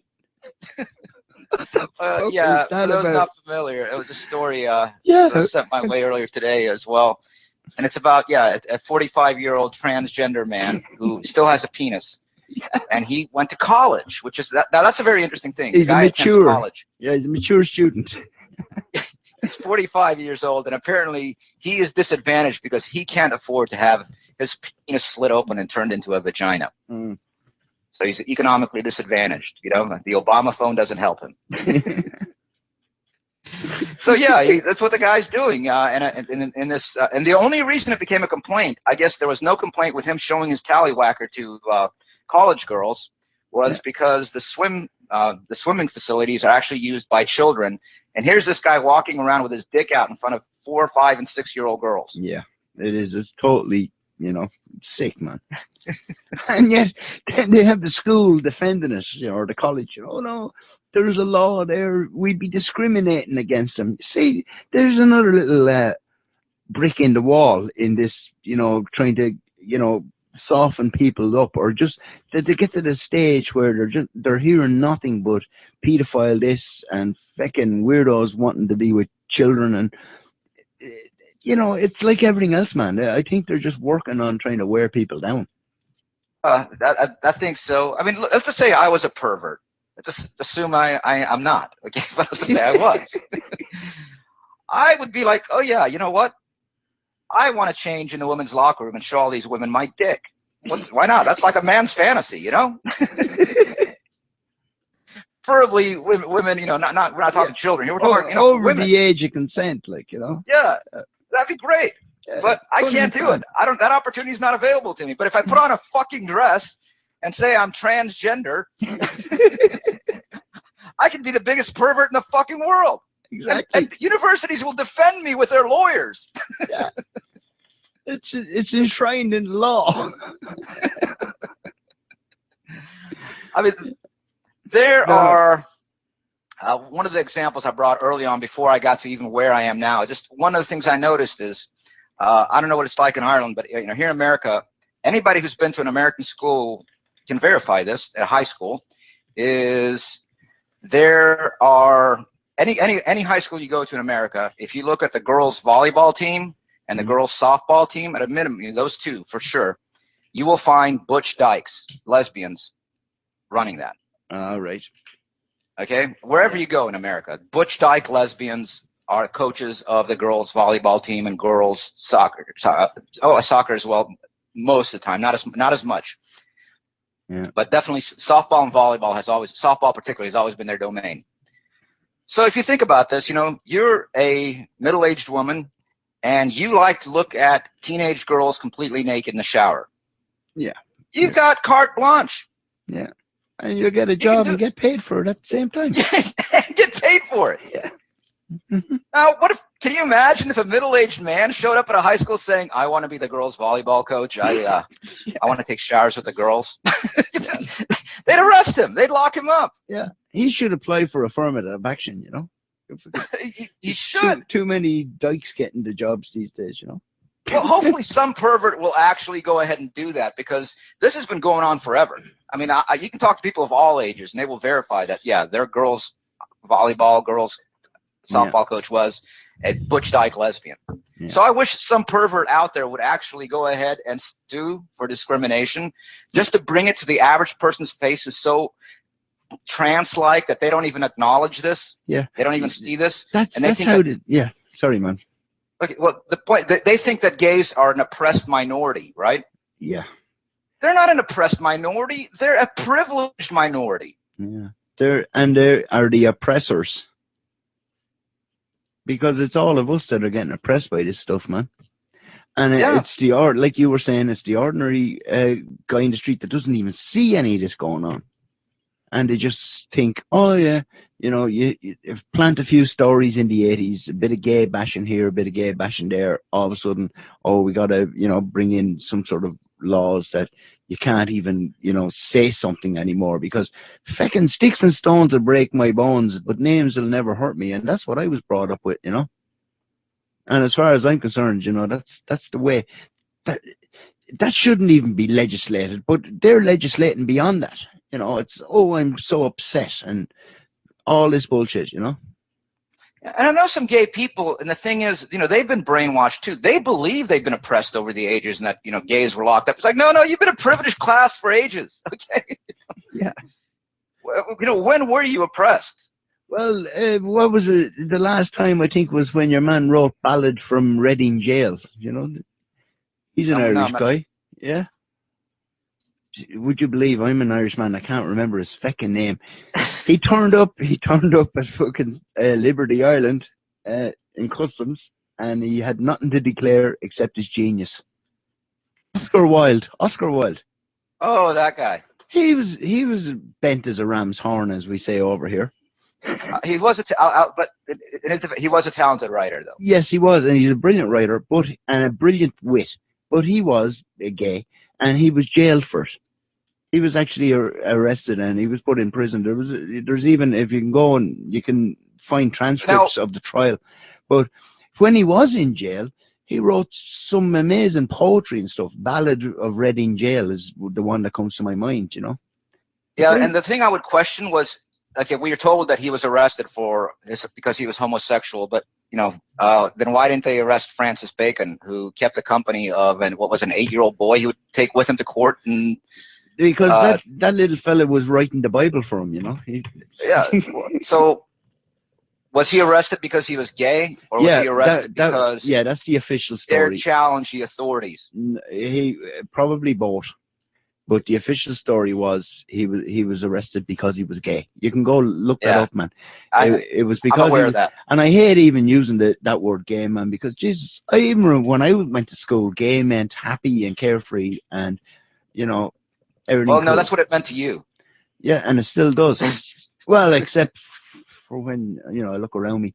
But yeah, I know what you mean. Yeah, gays meant gay for a long time. Because I'm wondering about Oscar Wilde. It's interesting you bring that up now. You know, there's something that I'd never contemplated before. Now I'm starting to go like, no. Was he doing something like Jonathan Swift?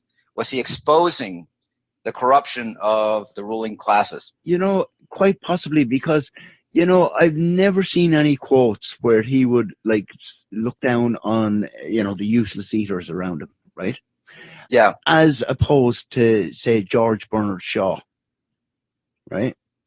Mm-hmm. And he basically, there are YouTube vids of him out there, you know, he didn't make them himself, obviously, but like all black and white bits.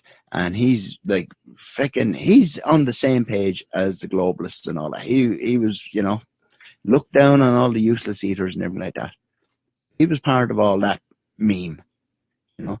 I've never seen anything, you know, in that sense about Oscar Wilde, apart from the gay thing and being arrested for being gay, and you know, apart from his good work, you know, it's very witty. You know, like some of his stuff was so funny, you know. You know, there have been laws against in that context. There have been laws against sodomy. I was just glancing at the chat room. Yeah, they're actually in effect in most states in America today. Are they enforced? No. No. And they've been on the books in many countries for ages. Yeah. But They were when were changed they here in enforced? the 80s, man. They were changed. 1980, I think they changed all that over here. Oh, they actually changed it? Oh, yeah. I forget what state it was here. Some officer was playing golf and he lost his ball in some golf course. And again, was this a real story? Now, again, looking at my new eyes, how most of the news we get is probably fake. Mm.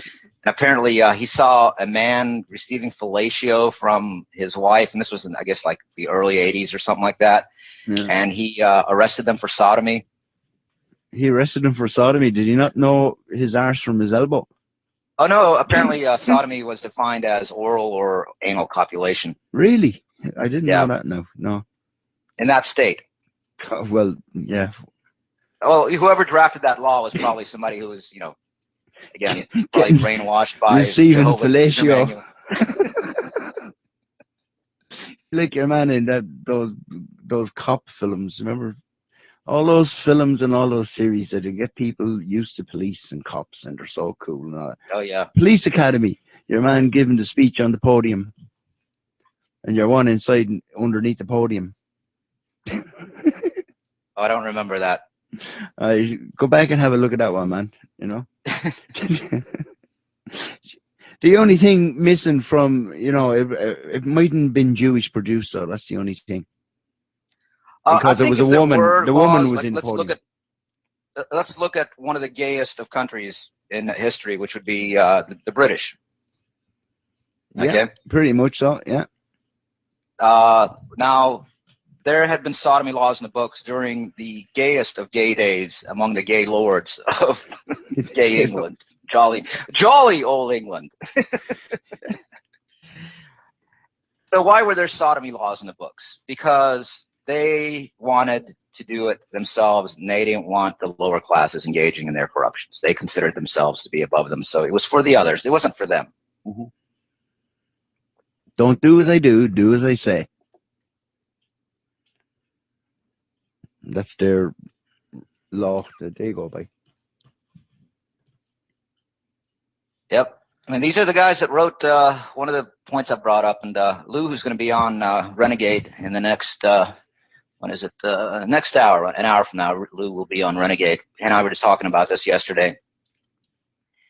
Because I guess he gets frustrated. There's, I guess, apparently a bunch of idiots out there that still believe the ancient Hellenes, the greatest of great societies that we can look back on in the past, at least having verifiable records of them in their writings, were all a bunch of sodomites running around diddling little boys and pederasts, And anybody who's bothered looking into history will find quickly what a bunch of nonsense that is. Yeah. And he was saying how, he gets frustrated with arguing with idiots about how that's not true. And I'm like, well, why are you arguing with idiots? I mean, you can't win.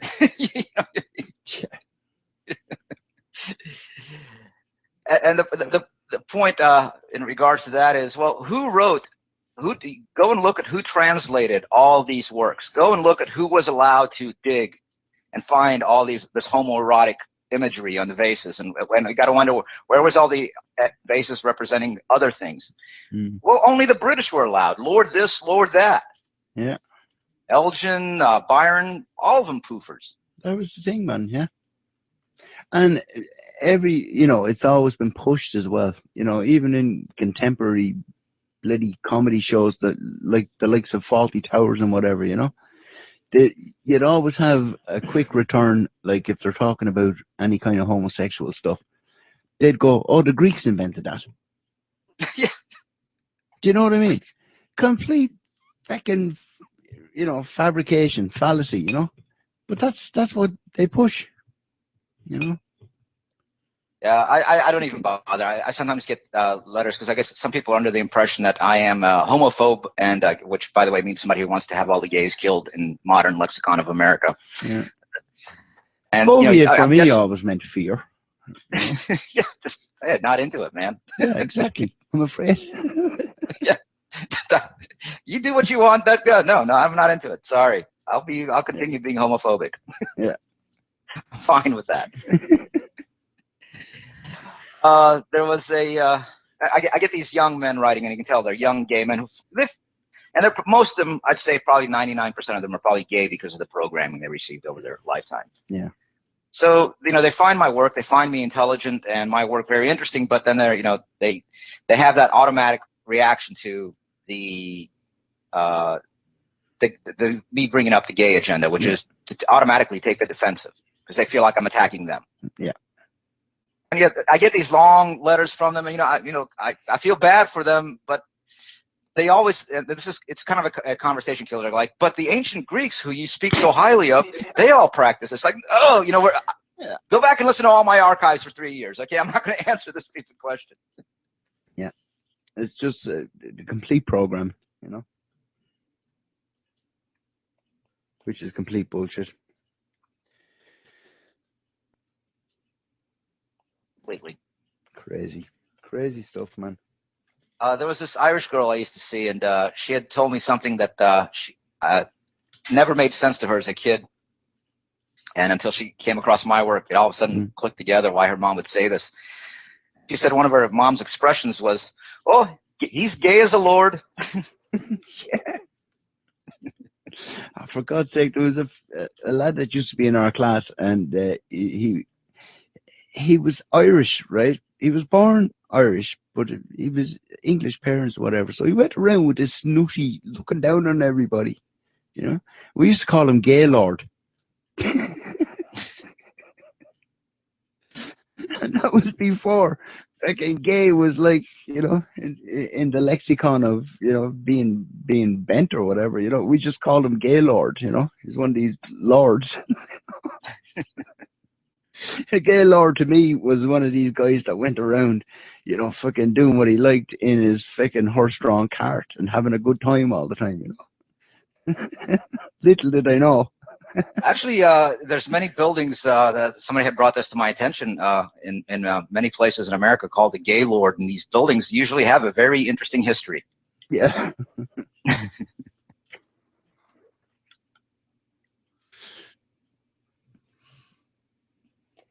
They probably involved your man's fucking scribe that wrote the Bible for him. When he'd be finished up the chimneys. Back to this duo called Jedward, the danger they pose to Ireland. Yeah. Although Michael Flatley already did enough damage. Look, if Irish music was fucking nuclear bombs, right? You two would be Fat Boy. Fat Man. And Jedward would be Little Boy. But as usual, they made two and gave one to Israel. The Jews actually got Michael Flatley long before the average stupid cunt that went and sold out all the shows did. Man, he made some he murdered Irish dancing. Irish dancing is still alive and well over here, by the way. That's one of the things that's still untouched, really. Apart from the competition of who's got the best dress.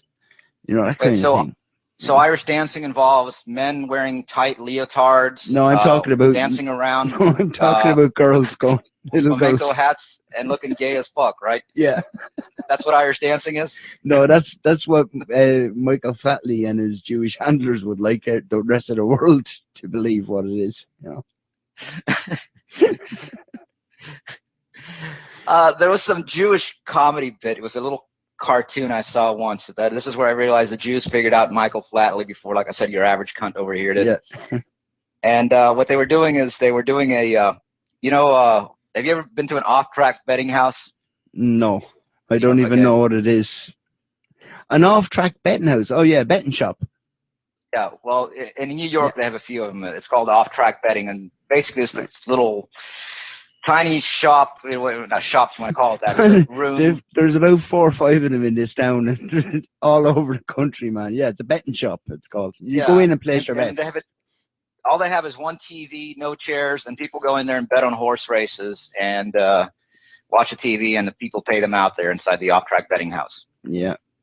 Man, they've got the McDonald's of them over here.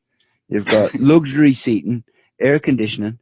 Now, since the smoking ban, you have to go outside and smoke, Wait. They've got flat screen TVs all over the place and about 5 or 6 cashiers. It looks like a bank with fucking television sets and seats.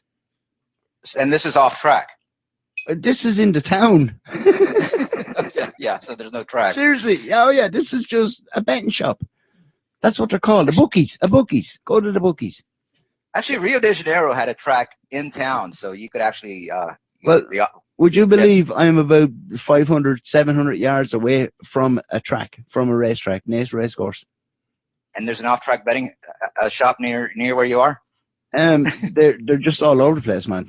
Seriously, you can go into any town or village in this country and you will find at least 2 off-track betting shops, as you call them. We call them bookies.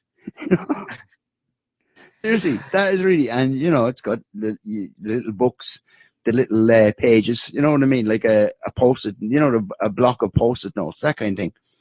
And you go in and pencils all around the place. You put in your whatever race, 5 to 1, blah, blah, blah. You go up to the cashier, which is like a teller at a bank. You pay your money.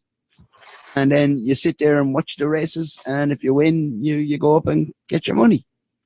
Normally, they're strategically placed beside pubs. Jeez, man, I didn't realize you didn't know this. Well, the point about if you're in the pub, go to the bookies. Back to the pub. Well, the point this comedy skit was making about them is, which is true, at least I found, it's people who generally, they don't have a lot of money. They can't afford to go to the track to at least even see the horse races themselves, and they're just losers who are, taking whatever money they have and hoping to win it horse racing, right? So the comedy skit was about how scary and pathetic the people that attend these off-track betting places are, right? Yeah. So they just did like a little quick comedy skit where they actually drew in like instead of having the horses running, it'd be the guys that go to the kind of people that would go to the off-track betting parlor running against each other. So they did this skit where the announcer's going like, coming around first, we have drug-addicted crack whore, followed by the smelly bum who hasn't bathed in 2 months and just shit himself. Coming up on the outside is the wife with the rolling pin, trying to knock back Mr. Husband, put all his wages on the horse. Yeah, and it was just like that. He goes, oh, no, we have late-breaking development. Breaking the lead now, we have, teenage crack whore, followed by Michael Flatley, the Lord of the Dance.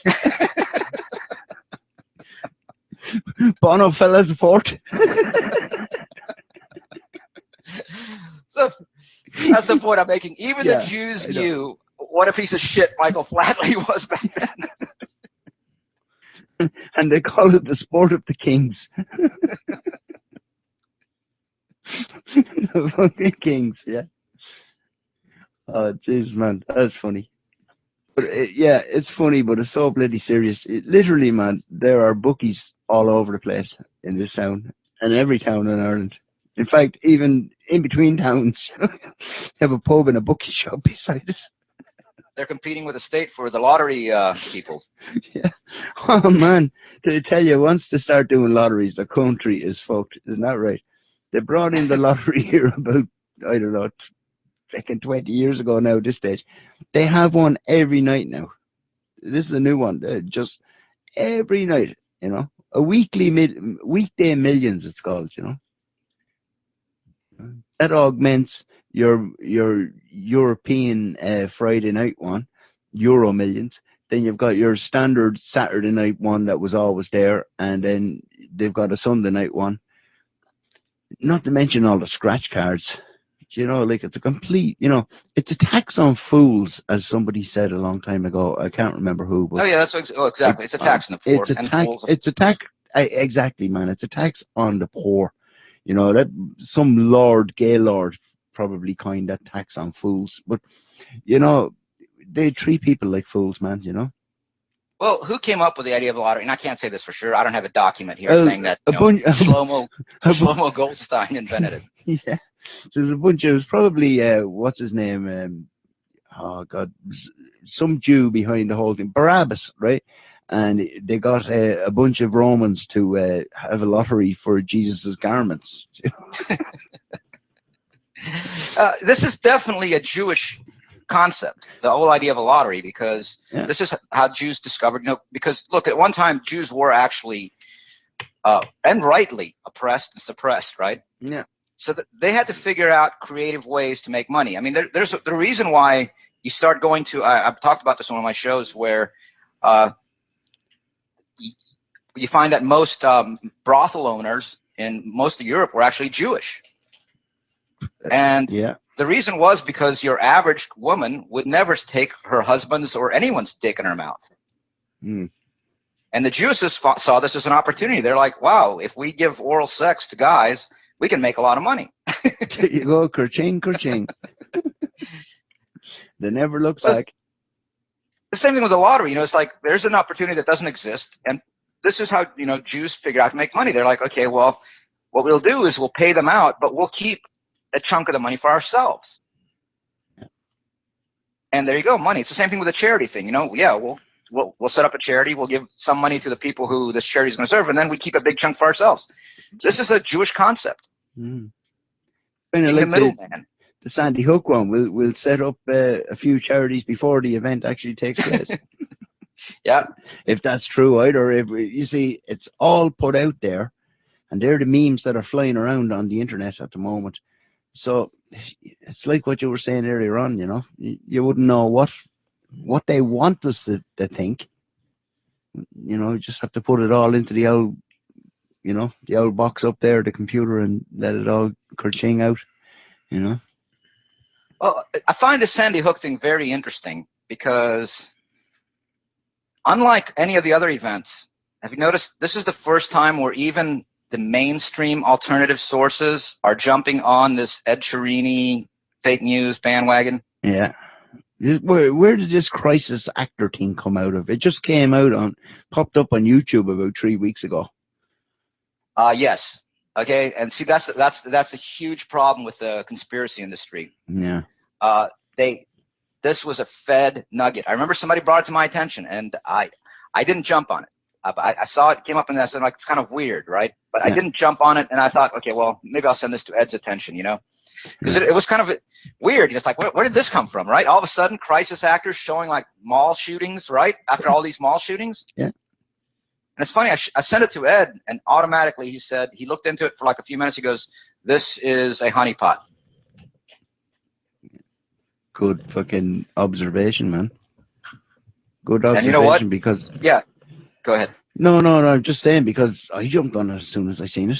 Oh, yeah, here we go. You know. But go on, man. We all need to learn to take a step back. Exactly, yeah. Because, you know, we were talking about this. Look, I've been talking about fake news forever, you know. Yeah. Even before Ed I was talking about how some events are fake. But he came on with the ear analysis, and he kind of like said, this is my domain, you know. Yeah. And then, of course, his haters, you know, jumped on him, and they made it his domain by giving him mad publicity, whether they liked it or not. You know? Which I got to hand it to Ed. He pissed off a lot of people, so good for him.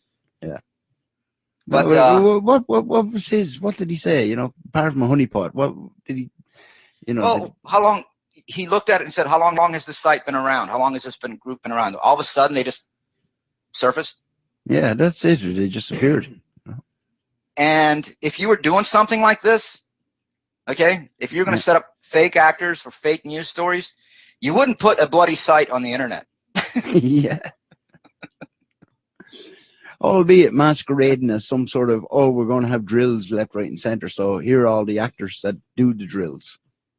It's kind of like going public, you know. Here's all the actors that did drills before anybody found out about the drills, you know, or found out about, you know. Yeah, and what's even further interesting to me is look how many people are pushing this, right? The crisis actors thing, and also the Sandy Hook hoax thing. People who would never, ever have ever credited people like myself or Ed before. Yeah, that's true. Yeah. I mean, there's these wankers in the alternative media that are actually suggesting this now. That's the same guys who 2-3 months ago would have been making fun of people like Ed. Yeah. Man, there's people putting in stuff out there with the, you know, these so-called Photoshop pictures of the family. You know, your man, the laughing guy before he had to go on, Robbie or something like that. Oh, yeah. Yeah. And they're doing all this, showing this, and the next minute they're just inserting into their bloody YouTube videos pictures of aliens, you know.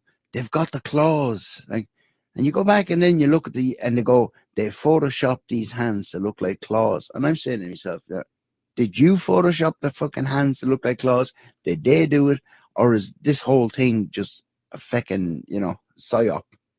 And that's what I think it is, man, You're right. A lot of it is psyops. Mhm. You mentioned the Photoshop thing, connecting right to this. Here's one I fell for before, and I'll admit it. I got suckered into it because that's the problem. We don't look at this stuff for ourselves. People say I do my own research. No, you don't. Yeah, you look I mean, at the link. Sorry, man, go on. No, you're right. Yeah. What's your research, right? Do Yeah. you check out facts? Yeah. And this is what journalism used to be, and that's the problem with this alternative media. It's all these guys that all of a sudden like woke up out of bed one day, were told that, oh my God, you've been lied to your whole life, and decided to become journalists with no formal training. I know. Me included, man. Yeah, no, I'm guilty myself. I put out a lot of shit before I started doing my own work. Yeah. A lot of shit, I repeated. Yeah. Well, that was meant to be here for some reason or other. I don't know. But back to what you were saying there about. Oh, yeah. Here's something I fell for, and you probably fell for this as well. I mean, you can tell me after. Do you remember when they were putting out the 911 films about, George Bush's involvement in 911 and all this? Oh, yeah. And they showed you the picture of George from the classroom. That's right, yeah. And When he he's was being holding told. my pet goat. Yeah. And how is he holding it? Upside down. Correct, right? Yeah. That's correct. That's a fact, right? Yeah. Weird, right? Very weird. No, that photo was photoshopped. He was actually holding the book right side up. Yeah, there you go. Yeah, which brings me to one that I kind of copped myself. I think it's, you get to notice shit as you go along. Is the one where George Bush is carrying the Talmud. Did you ever see that one? Yeah. That's a classic Photoshop.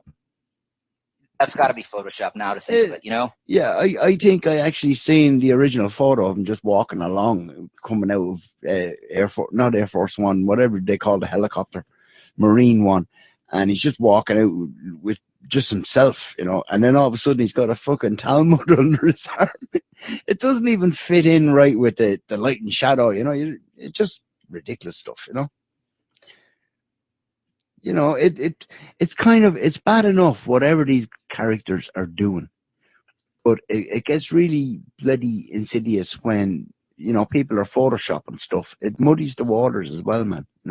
Yeah, and I'm It pretty good doesn't with help. Photoshop. I could do this stuff. I could put a lot of stuff out there myself if I wanted to be a disinfo agent, just to confuse people, just for fun. It'd be very easy to do. Yeah. Going back to your man Ed here for a second. Again, a lot of people probably are already pissed off that we're talking about him because they hate him. No, I'm trying to get him on the show, and he probably thinks I'm an actor, but like I said to you, you might have a word with him, Well, I will confess that I actually did do a play where I played this Irish immigrant when I was in school. So I guess I'm an actor. I was the Wizard of Oz when I was in school.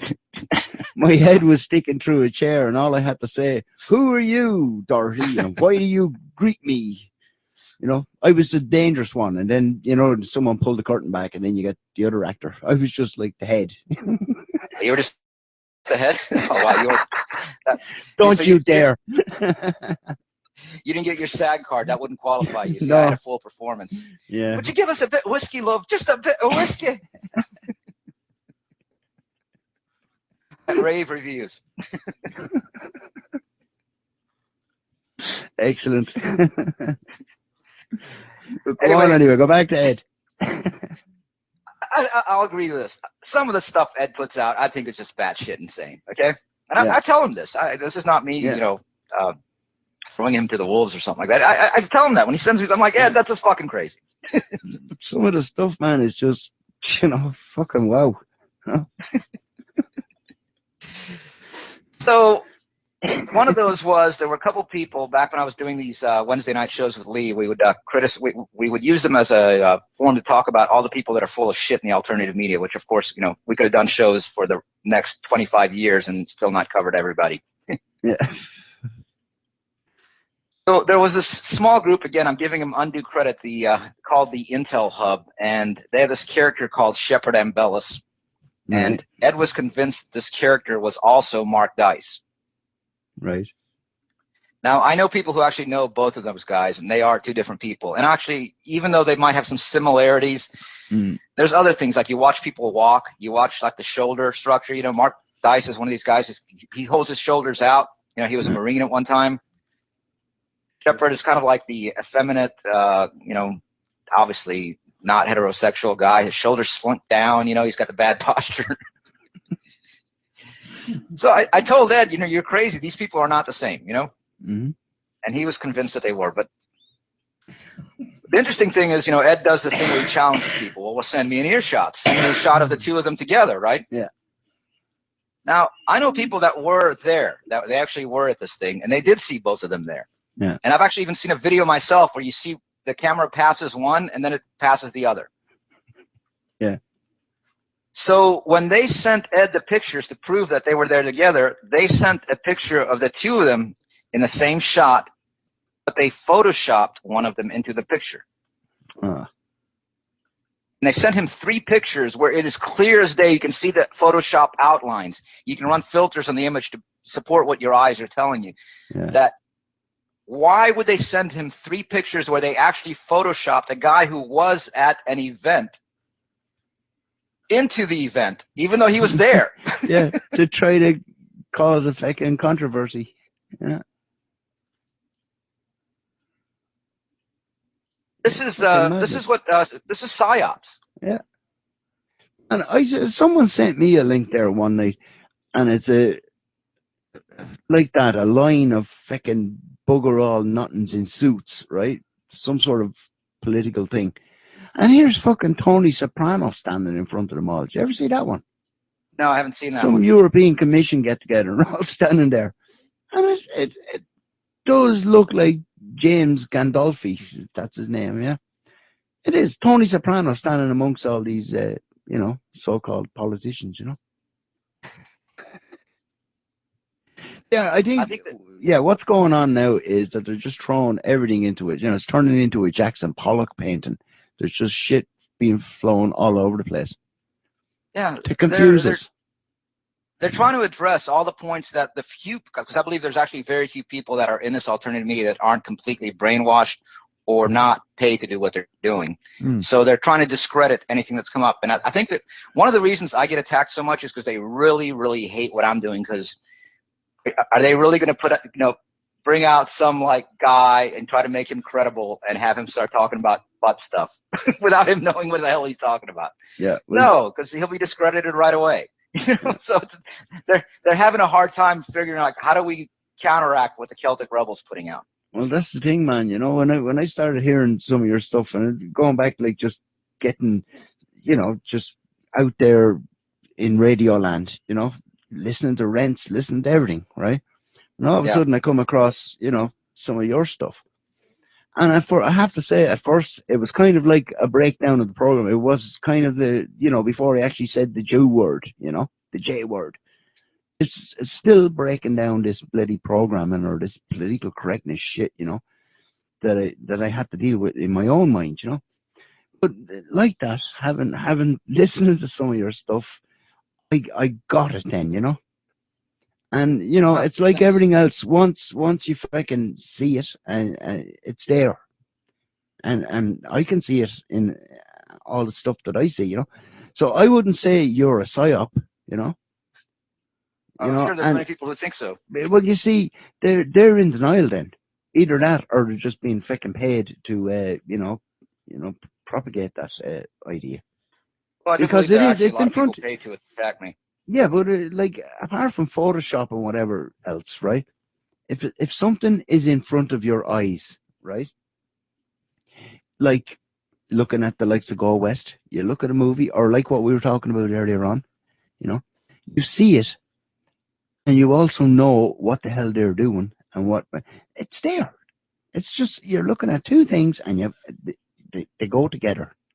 Right? There's no other kind of, you know, there's no debate about it. It's there, and if people can't see it, well, then they're either stupid or they're just you know, being paid not to see it. Yeah, or choosing to remain stupid in some cases. Yeah. I'm that's just from my own, you know, personal, you know, view of the Celtic Rebel, You know.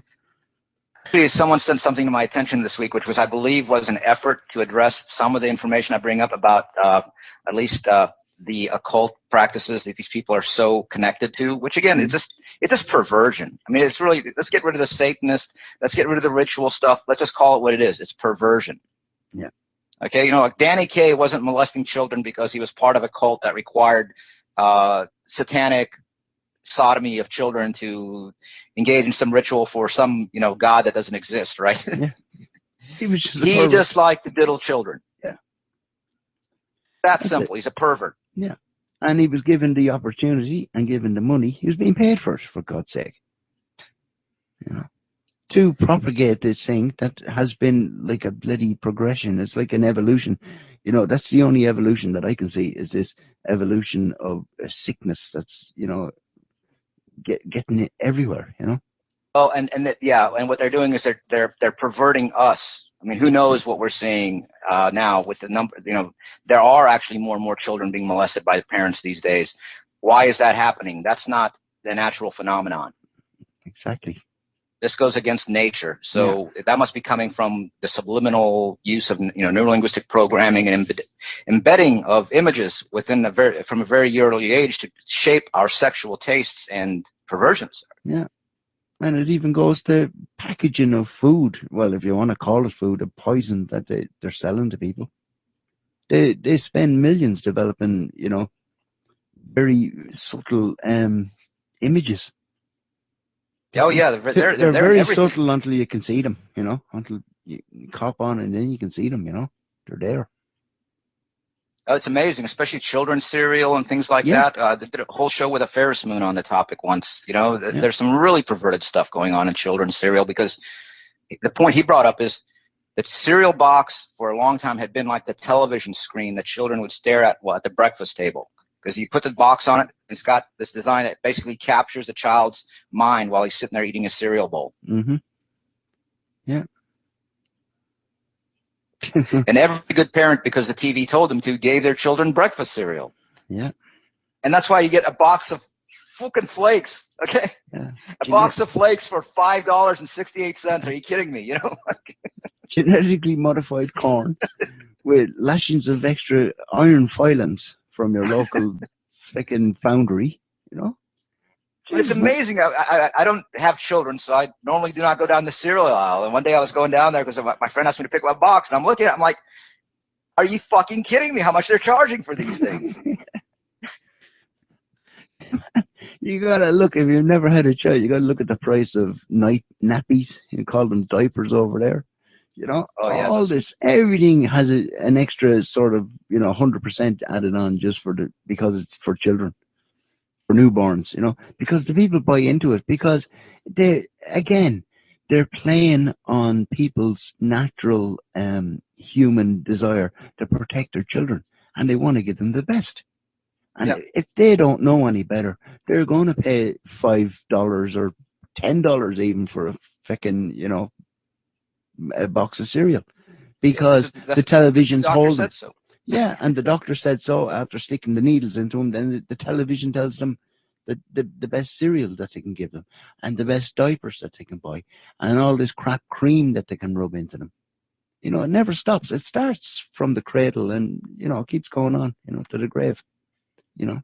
Yeah, actually, I knew a mother, and she was buying some lotion. I guess one of her children has, you know, children develop rashes from where their poop was. They sit in their damn poop a good part of the day. Yeah. So she's buying this like lotion from him. She's like, yeah, he's got a really bad rash. And I'm like, you just change his nappy and wash him. You know? I'm like, do you know what's in that? And she goes, what do you mean? I'm like, do you know what's in that cream? She goes, I imagine this was made by people who, you know, tested them. I'm like, would you feed it to your baby? And she said, no. And I'm like, well, then don't put it on his skin, because, you know, you absorb it. You know, it's like, you pour bleach all over your kid, you know? Exactly. Why do they say that topical use only? If ingested, please call a doctor immediately. Yeah. Seek medical advice. That's what they say. They don't even say go to a doctor. Seek medical advice. So someone will be on their internet while their child is turning blue in the corner there. I think this is that addresses directly an area where people are so confused by my work. I talk about the human Stargate, and people get so fixated because, again, they've been perverted by years of watching television. Yeah. That I'm talking about the anus, and it's like, no, the digestive system is more than just the anus. Okay, there's your mouth, there's your esophagus, there's it's a complex system, and your skin is part of that process. Yeah. The skin is the biggest organ, apparently. Well, that's what they say, whoever they are. You soak up sunlight and ingest the vitamin D from it. That's part of your digestive system. Anything you put on your skin, you soak up, and your system will do what it was going to do with digest it. Yeah, that is true, man. And So, all these sunscreens and shit as well, man. You have to get rid of them. I'm sure that's probably the number one factor that due to increased sun cancer, and they try to come up with again the same people that are making the skin lotions and the skin creams and the sun protectors are the same people that own the media. So they're the same people who started putting all this bullshit about increased solar flares, increased solar cycles, and all this other bullshit. Yeah. Cover for themselves. Yeah. It is. It's completely fucking. It's the octopus, man. Yeah. Doesn't time fly when you're having fun? The point I wanted to make about trying to counter my work, like you're saying, I think right now we're being baited with this crisis actors and all these other people that are full of shit all of a sudden talking about actors being used in the Sandy Hook thing, is trying to counter information that's being put out there. And I saw a pretty bad attempt to counter some of the information I put out. Somebody addressed it to my attention recently. Mm-hmm.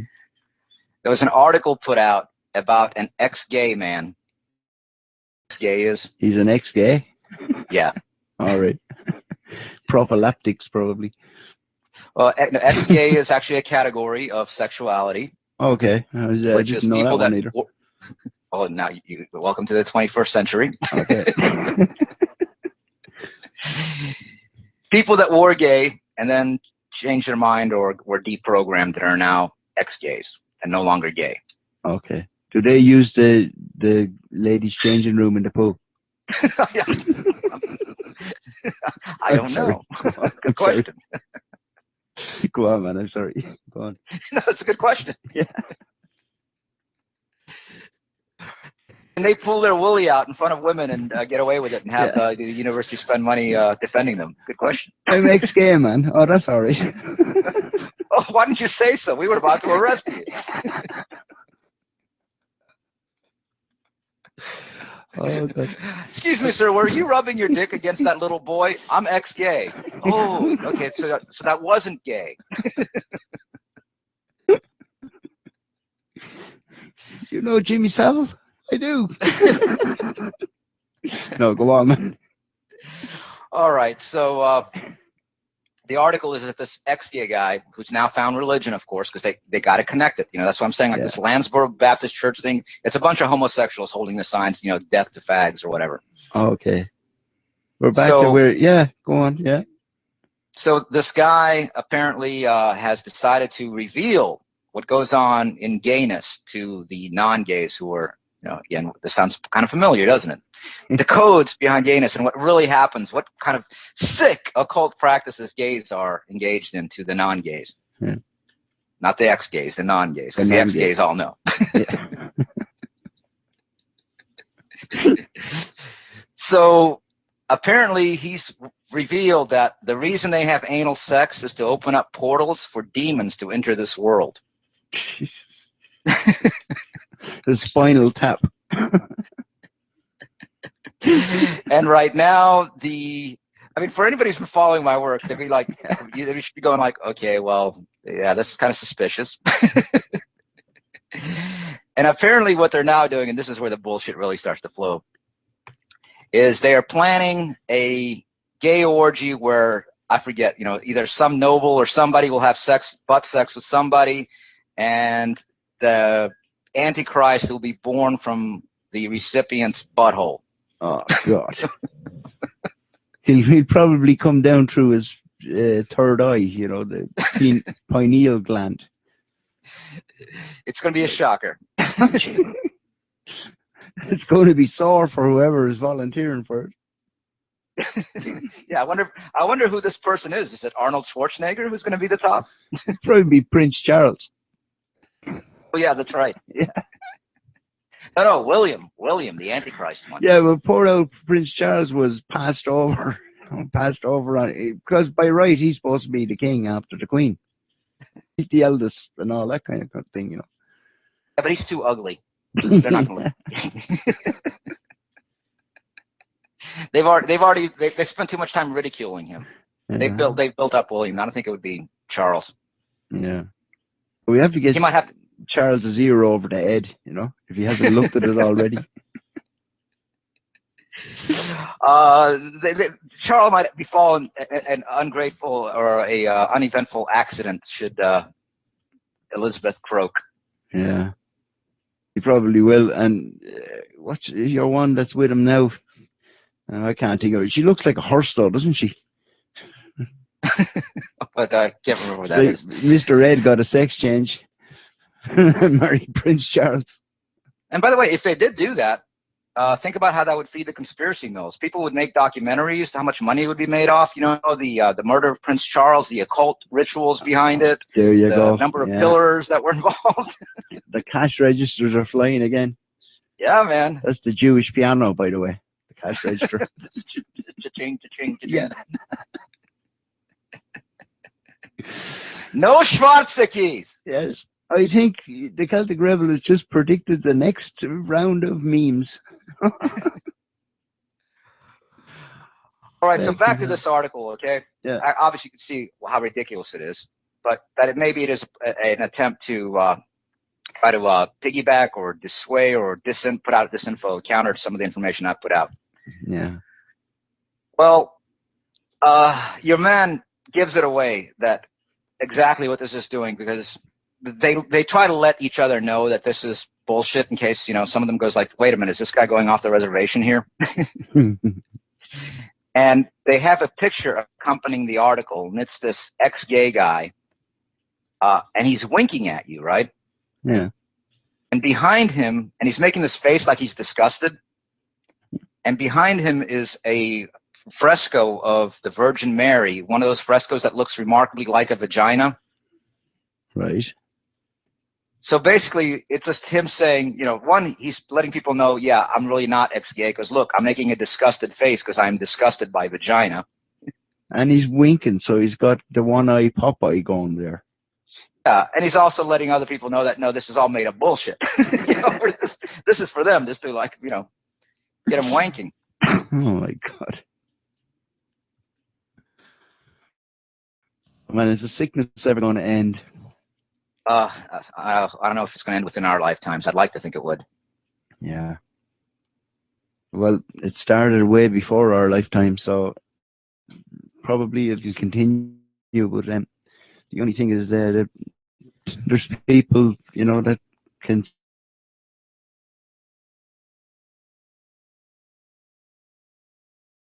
fucking disengage from all that kind of stuff. You know. Yeah, well, it's not really disengage, and I did a show on this, because if we disengage, then we lose our ability to impact and influence others. So I do believe one of the ways we can actually stop this is to, and a lot of people are very uncomfortable with this, but look, you can't protect and shelter your children. So if you have children, you've got to let them see this, because, you know, you're like, well, I don't want my children to become aware of sexual issues. Well, they are already aware of them, especially if you got them in the public school system. They're receiving sex education training, telling them that, you know, anal sex is fine, that all sorts of sexual practices, including fisting, are normal. I mean, there was a New York State manual put out for the New York State sex education that addressed whether or not it's safe to eat each other's feces in love play. Oh, my God. That is shit, man. It hasn't gotten as bad over here yet, you know. It's going to. Sick. Oh, not if, you know, people fucking see what's going on.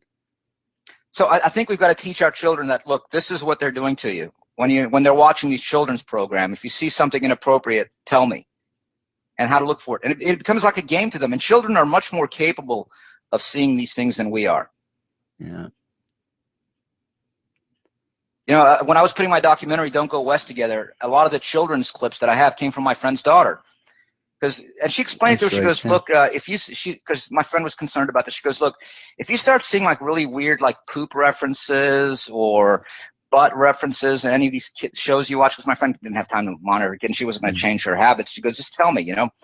And her daughter was coming into her room like every 20 minutes. Goes, Mom, come see this. Look, you know, they're having this boy eat chocolate ice cream, but it came out of the bathroom. I think it's supposed to be poop. Oh God. And she saw it, you know, and that way it doesn't affect her subliminally like I was intended to, because she's seeing it for herself, and she's seeing the degeneracy they're throwing at her, and it's a game for her. She's like, look, I caught them again. I caught them again. Jeez. I don't know, man. I think in my own view of things is to give a child a sheltered life as much as you can, and then prepare them for the crap then that they have to deal with.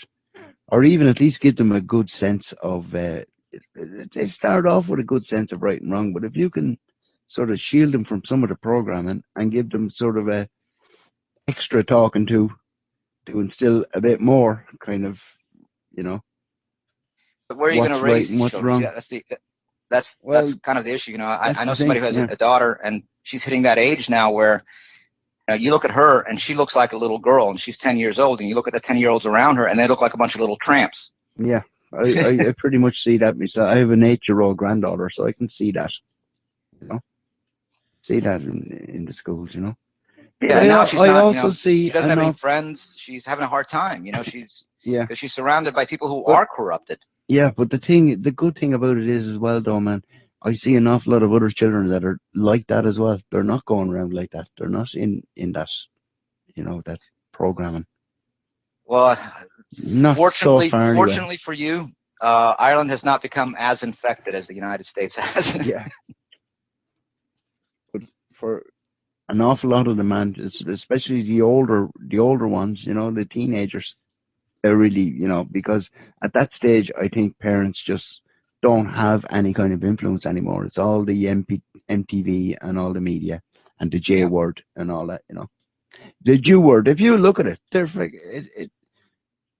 J word, but it might as well be Jew word, you know, a couple of Jew words. Yeah, and don't tell me that English language, the people who behind it were not somehow Jewish or definitely, you know, Jewish. I mean, come on, look at the, you know, where the word shows up and how much it shows up even subliminally, you know. You can't even say I love you without actually almost saying like, you know, Jew. Oh, it's there. It's in the judiciary and everywhere else. Yeah. The jury. And jewelry and... Yeah, jewelries. Yeah. And yeah, it's there everywhere. Even up to, you know, 30 years ago, you know the way you'd have a money lender? Like a leg breaker, except they didn't generally break legs around here. But you'd have a guy and... loan shark, yeah. A loan shark, right? Well, basically, you come around it. They were called Jew-men. I am not joking. You can, I don't know, ask somebody that's, you know, at least I believe you. 50 years of age in Ireland. Jew-men. We still call them, you know, still guys going around collecting. You know the way you get something off a catalogue and then the guy you call every week. I thought if I really wanted to learn something, I should ask one of the 21-year-old Irishmen running around today. They wouldn't have a clue. To be able to tell you about fucking American culture quicker than their own, you know. And it's sad, you know. Yeah, the Jew-men. They did do that, you know, in a lot of countries. They corrupted the youth to where, they all thought that their culture was somehow lacking and that they wanted to become like the Americans. I mean, they did that all over the world. They did it in Greece. They did it in Russia. They did it in Romania. They did it in pretty much all over the world. You know, you find that in Brazil. Even the rich people try to emulate the Americans. That's always been the way, man. Well, yeah. So basically, like in a lot of ways, Ireland is like, you know, a 51st state. Well, they call England the 51st state, but Ireland could be the 52nd, you know. And then in other ways... Israel, yeah, Israel as well. So we've got third, you know, third, fourth, fifth. So, you know, the thing is that there are still pockets of us ordinary Irish people, you know, notwithstanding the programming that we've received, but We still know what it's like or what it means to be a human and to be Irish, as opposed to Well, the westernized, Jewified MTV version of what an Irish person is. well, you had told me something the other day after listening to my program for this week. You talked about how, yeah, in Ireland they actually put forth was it a bill or a law that you couldn't bring your children to pub after 5 or 6? That's right, yeah. They brought in a legislation for that. Try to, but it doesn't stop family get-togethers and whatever. If the pub is full of people that are all related and all, they're kind of like what you were saying in your show, that you could have anything from toddlers running around up to old age pensioners, grandfathers and whatever, great grandfathers. Do you think a guard is going to come in and break up all that family or that party? Hasn't happened No. yet. It hasn't happened yet, even though it's legislated for. But like what you were saying as well, where you're seeing somebody with just a couple with a child going into a restaurant, and they're going, well, what the hell are they doing here? That child should be in bed and whatever. Likewise, in a pub, you wouldn't see someone just bringing in a child. They would be told to leave at 7 o'clock or whatever time. Oh, they would. Yeah. Oh, they would. Yeah. See, and especially with I'm sure the younger people have these opinions that have been given to them that it's wrong. Yeah. Oh, look at these people bringing children into the pubs. Yeah. We should call Jimmy Seville so he can come here and take him out. I'll tell you what it's like. It's like somebody that's sitting up there in their ivory tower and they're looking down on everybody else and telling them what they should say and what they shouldn't say. And, bringing judgments onto people, without actually thinking for themselves. Because they're not thinking for themselves. They're just hearing, they're going along with some sort of idea of what, should be right or should be wrong, A program exactly, loop, a fuzzy program loop. Yeah, I see it, man. You see it in, the mainstream media, of course. You see it in the mass population. You see it in the alternative media. You even see it down to one-on-one people that you think you know, and they allow themselves to just be brainwashed as well. And then they have the cheek to go around condemning everybody else. I think it's just ridiculous. Either people have freedom of speech or they don't have any speech at all.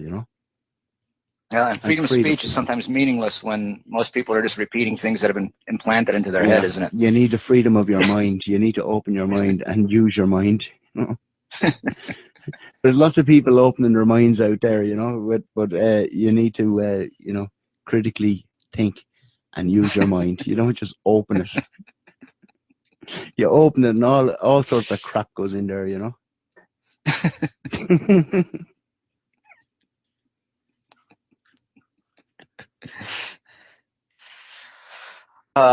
the freedom to say whatever retarded things you were told to say. That's it.